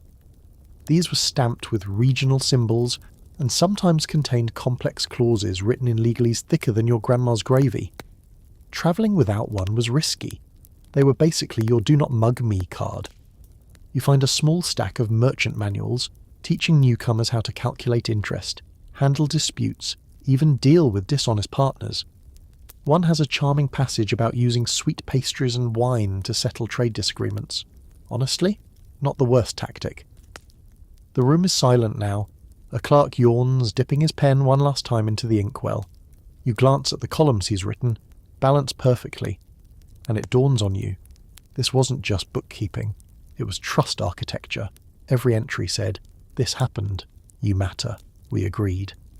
Behind the math, the ledgers, the seals and scales lies the deeper invention, a shared language of accountability. And it didn't just build businesses. It built relationships, borders, empires, and maybe, just maybe, it built the future. You step softly out of the chamber of coin and columns, the scent of wax seals and ink still faint on your hands. The corridor bends once more, and with it, the mood shifts. Brighter light filters through latticed windows, and the air carries the mingled smells of sawdust, hot iron, and faintly, yes, that's wood glue. You've arrived at one of the Renaissance's most industrious sanctuaries, the workshop. But not just any workshop. This is where the tools that made other tools lived. A humming nest of early handcraft innovations. Modest, often overlooked, but entirely transformative. Tonight, we're talking clamps, saws, joints, and jigs. The nuts and bolts tech that quietly reshaped what human hands could build, fix, and fabricate. You pass a cabinet maker wiping his brow, bent over a table strewn with early folding rulers, a measuring device that let builders standardize lengths without whipping out a string every 5 seconds. No batteries required, just brass hinges and a good eye. Before this, every craftsman had their own finger width, or step size, which, shockingly, was terrible for consistency. Imagine buying furniture with one wobbly leg every time. Next to him is a gleaming rack of fine-toothed frame saws, adjustable, compact, and designed for precision cuts. These weren't your dad's tree-chopping axes. They let artisans slice veneers, carve dovetails, and build joints so snug you'd swear they were glued. Spoiler, sometimes they weren't, just very clever woodworking. Mainstream historical fact time. The Renaissance didn't invent tools from scratch. Many dated back to the Romans or even Egyptians, but it refined them with better steel, tighter joints, and a growing obsession with accuracy. The result? Tools that finally let carpenters, metalworkers and stonemasons build faster, stronger, and in repeatable ways. There's a bow drill lying across a plank of pearwood. Simple, a stick, a string, and a spinning bit. But it meant any workshop could now bore accurate holes in wood, bone, or even shell. Jewellery makers loved it. So did doctors. Don't worry, we'll get to surgical drills in a few minutes, or don't worry too much. You pause by a cluttered bench where a mason adjusts his plumb bob, a simple weighted string that hangs dead straight. It might not wow you, but before lasers and bubble levels, this little gadget was the gold standard of vertical alignment. Drop it beside a wall, and if it kissed the stone edge, congrats. You built it straight. If not, tear it down and start over, buddy. Over at the forge, an apprentice is hammering out a ball-peen hammer. Yes, it existed back then, in cruder form. But it lets smiths shape metal with finesse, not brute force. Its rounded end curved rivets, tapped metal joints, and made armour edges smoother and more fashionably dangerous. Historians still argue whether workshops of the era were bastions of innovation or deeply conservative guild-run institutions that resisted change. Some say the guilds kept tools traditional to control knowledge. Others argue that friendly rivalry between cities sparked constant upgrades. Venice, Florence and Nuremberg all competed to out-tool each other, like Renaissance TikTok trends, but with chisels. You move on, past a thick wooden slab stained with dyes and varnish. A meter box sits nearby, guiding a handsaw to slice perfect angles. Before this, 45-degree cuts were trial, error, and prayer. With it, artisans made seamless frames, joints and windows that didn't whistle with wind at night. And there it is, your quirky fringe gadget of the evening, the pitch meter. Not a musical device, but a tilted board with markings, used to calculate roof angles and water flow. Renaissance roofers used it to keep water off your head and snow from collapsing your house. Kind of useful, unless you like sleeping under a soggy ceiling. At another bench, a turner steadies a long chisel against a spinning log mounted on a foot-powered lathe. You've never seen one? It's mesmerising.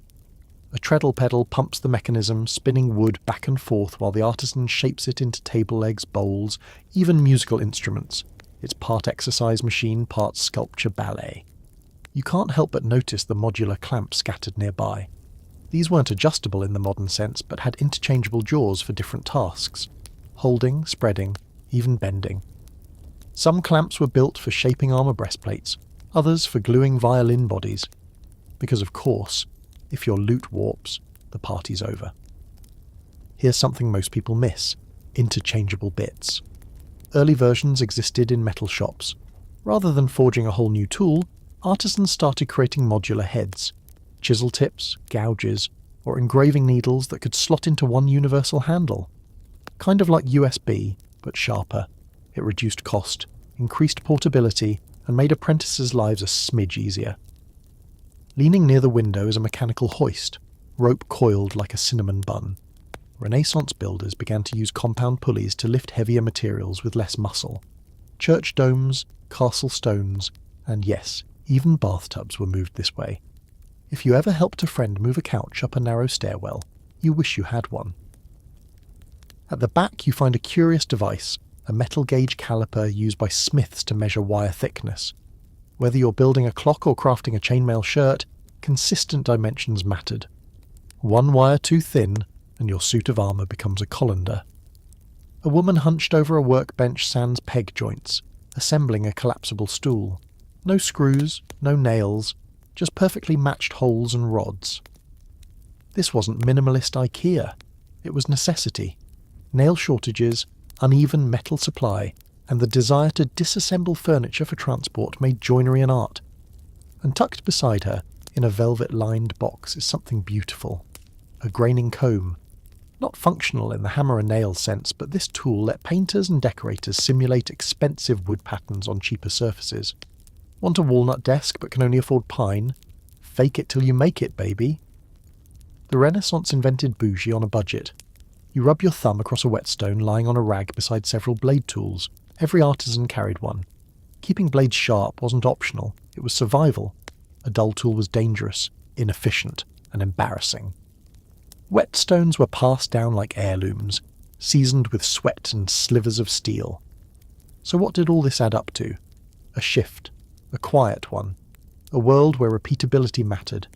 Where tools were no longer unique to one master craftsman, but designed to help any trained hand create, copy, and iterate. The workshop wasn't just a place, it was a blueprint engine. What started here didn't stay here. It built cities, ships, and cathedrals. And now you leave, a little sawdust on your shoes, knowing that somewhere between the caliper and the clamp, the future of engineering took root. Not in formulas, but in fingertips. You ease out of the workshop with its rhythmic hammers and aromatic sawdust, and the clamour slowly gives way to something softer. You pass under an archway where the sounds are more subdued. No sharp clinks or heated arguments over varnish. Instead, it's murmurs, water trickling through a small aqueduct channel, and the faint rustle of fabric. You've entered the quieter, cleaner corner of Renaissance life, the realm of household inventions. It's easy to overlook this world. Palaces get all the paintings, workshops get the drama. But this is where most people lived. Cooked, cleaned, bathed, tried to stay sane with a dozen children and a single chamber pot. And in this delicate, semi-organised chaos, everyday innovations bloomed. Little tools, gadgets, and clever tweaks that made domestic life bearable, and sometimes even elegant. Right away, a spindle-shaped object catches your eye. Not a toy, though it spins like one. It's a linen bobbin, part of a larger setup that turns flax fibres into smooth, usable thread. Before industrial looms, households did the whole shebang by hand. The Renaissance saw the rise of more efficient spinning wheels, like the Saxony wheel, which let people produce thread faster with fewer broken fingernails. It didn't get the headlines that cathedrals did, but without it, you'd be running around in fig leaves. Just across the room, a matron boils something over an open hearth, leaning over a squat multi-tiered cooking pot. This was the Renaissance slow cooker, stackable copper or earthenware pots that let you cook different layers of food with one fire. Efficiency was everything when fuel was expensive and servants were, well, occasionally drunk. Mainstream historical fact: kitchens began incorporating chimneys during the Renaissance. Sounds boring, but it changed everything.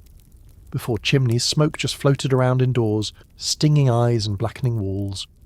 Once masons figured out vertical flues and airflow, it became possible to cook indoors without suffocating.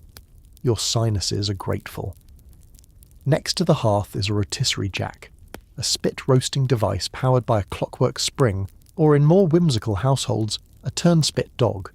Yes, an actual dog trained to run inside a wheel to rotate meat. This is the part where you realise your dog is massively underemployed. The scent of herbs leads you to a woman grinding something in a mortar and pestle, the Renaissance version of a food processor. But it didn't stop at cooking. She's mashing up a paste of rose petals and vinegar, possibly for deodorant or a very rustic mouthwash. Hygiene wasn't glamorous, but people still craved cleanliness, or at least the illusion of it. Tucked against the wall is a wooden coffer bed, high off the ground and surrounded by heavy drapes. This wasn't for dramatic flair, it was to keep warm. The Renaissance gave us the bed warmer, a shallow pan filled with embers, slipped between sheets before bedtime. Cosy, if slightly terrifying. One wrong bump, and you're sleeping in a bonfire. You pause beside a folding table cleverly designed with hinged leaves that could expand or collapse based on how many guests showed up, or how bad the gossip was. Multi-use furniture became increasingly popular in tighter urban homes. You had to fit cooking, eating, praying, birthing, and dying all in the same room after all. Historians still argue whether these domestic shifts reflected rising middle-class wealth, or just noble excess trickling downward. Did innovation grow from need or from imitation? Some say the merchant class drove domestic upgrades. Others think fashion at court filtered into humble homes where it got repurposed, recycled, and sometimes reinvented. Here's a charming fringe tidbit. Early refrigerators were a thing, sort of. Wealthy households used ice cellars or cooling cupboards built against the north-facing wall. In winter, servants hauled snow into storage pits lined with straw. It didn't make your milk last forever, but it gave you a few precious days before the stench set in. You find a hand-cranked bellows fan lying by a side table. These were used to keep fires going, or to fan noble cheeks during humid nights. In some cases, they were integrated into early portable heaters, bronze boxes filled with embers and carried under skirts or placed beneath dinner tables. Picture a Renaissance space heater, minus the safety protocols. Nearby, a young girl is brushing her teeth, or what counts as brushing, with a chew stick dipped in ashes and crushed mint.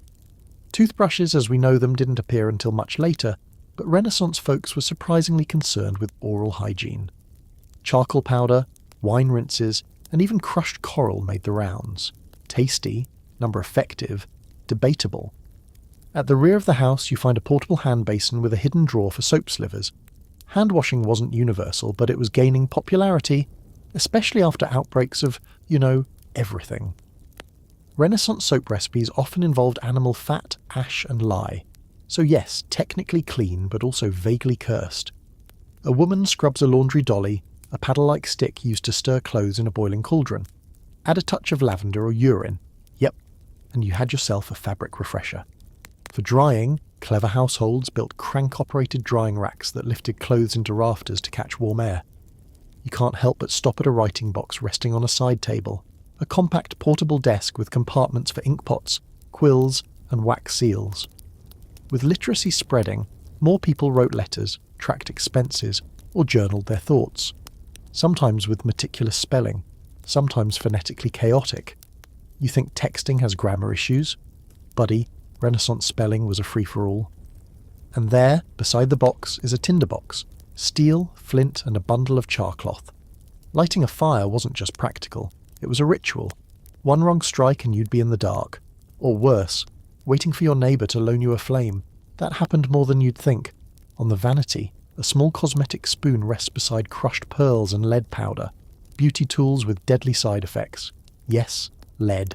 Yes, people knew it wasn't great, but the look, ghostly pale, almost divine.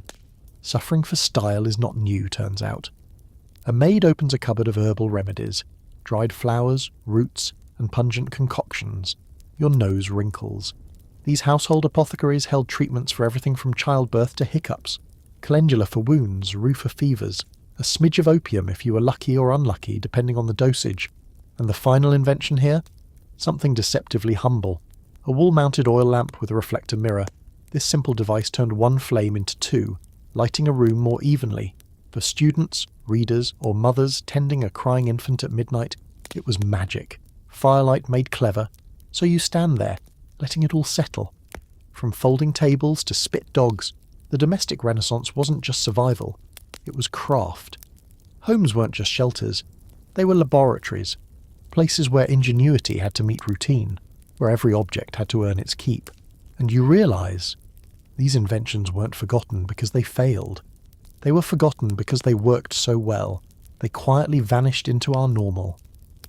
You slip from the warm hush of the household chambers and make your way into a final corridor, a quieter, almost reverent hall where time feels slower. The walls here aren't decorated with frescoes or busts. They're lined with old glass cases, strange diagrams, and tools that seem too precise to be merely practical. You've reached the end of your journey, the Renaissance of precision, where invention met the obsessive urge to measure, align, and replicate with near-mystical accuracy. This is where artisans became engineers, and guesses became geometry. And the tools left behind, they didn't just change daily life. They reshaped how reality was understood. Directly in front of you, a velvet-lined pedestal holds an unassuming object, a vernier scale.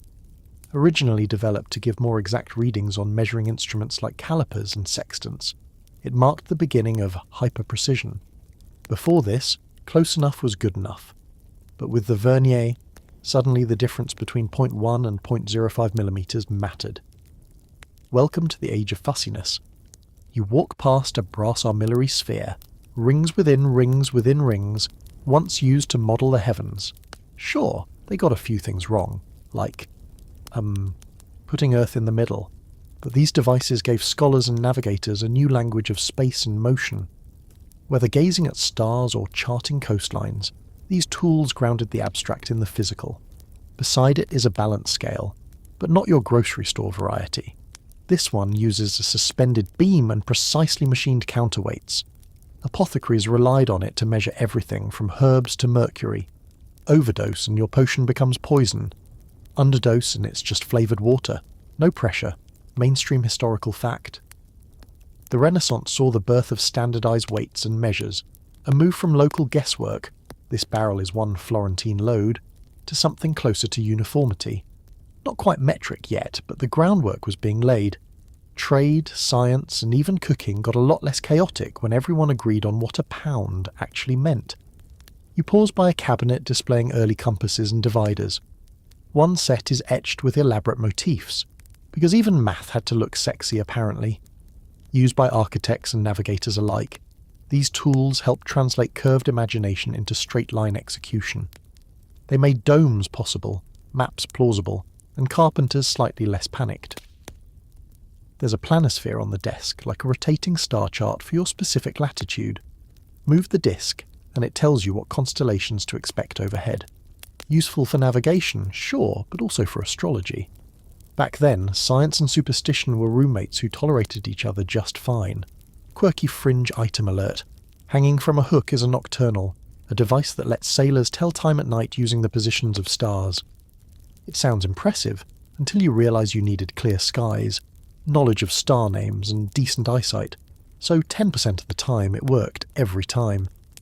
Historians still argue whether this push for precision came from necessity or curiosity. Did clocks and scales evolve because society demanded order, or because a few obsessive minds couldn't not chase accuracy? Either way, the Renaissance began replacing tradition with numbers, and never looked back.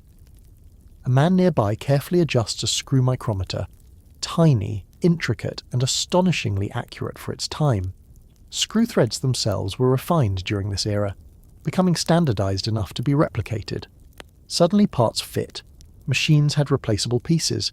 It sounds dull until you realize it's the beginning of modularity, the idea that you don't have to rebuild the whole thing when one bit breaks. You just swap the part and keep going. Revolutionary stuff. And the reason your IKEA chair has spares. Further down you find an inked grid, part of a perspective machine, a wooden frame with threads and pegs, designed to help artists render three-dimensional space onto two-dimensional surfaces. No Photoshop, just ruthless geometry. Artists like Leonardo didn't just eyeball depth, they calculated it. This changed art forever, turning flat saints into dimensional humans. You see a set of glass lenses carefully placed in wooden frames. They're not just spectacles, They're part of the era's push toward optical precision. Magnifying glasses, early microscopes, and telescopes began to emerge in this period. One moment you're squinting at parchment, the next you're peering into the mechanics of the eye itself, literally.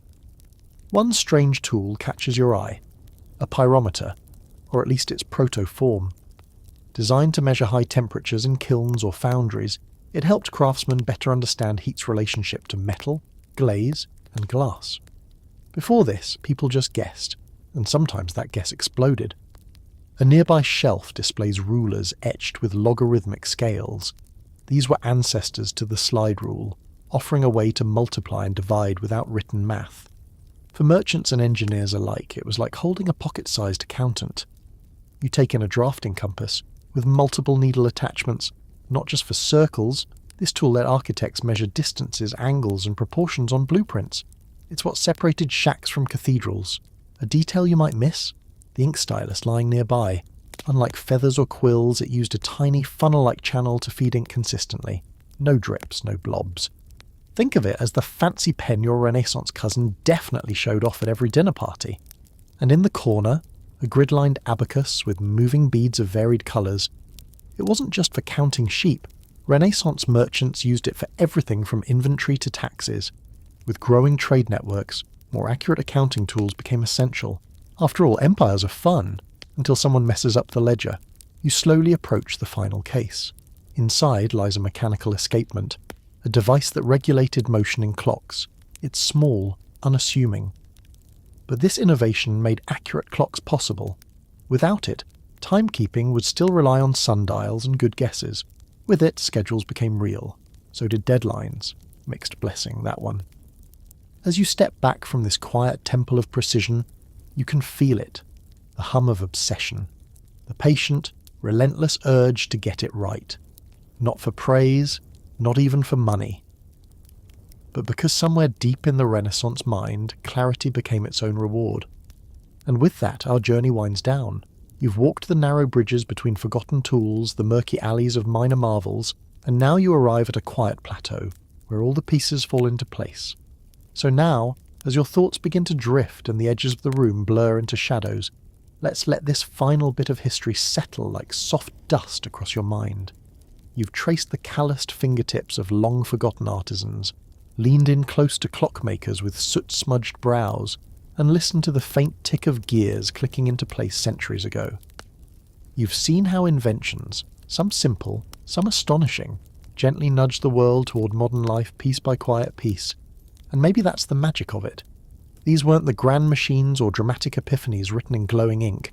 They were small, human, functional. They helped with boiling soup, drawing lines, patching roofs, writing love letters. They didn't scream for credit. They just worked. Let that be your final image tonight. Not the clamour of invention, but the hush that follows it. A room lit by reflected lamplight, a table perfectly joined, a compass resting beside a nearly perfect circle. The world becoming sharper, warmer, kinder, one useful tool at a time. Close your eyes now. Let your breath match the rhythm of the old gears and flowing water and the flicker of oil flame. There's no test tomorrow, no quiz on bobbins or dovetails, just the comforting thought that even the tiniest invention, when used with care, can shape the course of history. Sleep well, you little historian. We'll dream our way into the next mystery soon.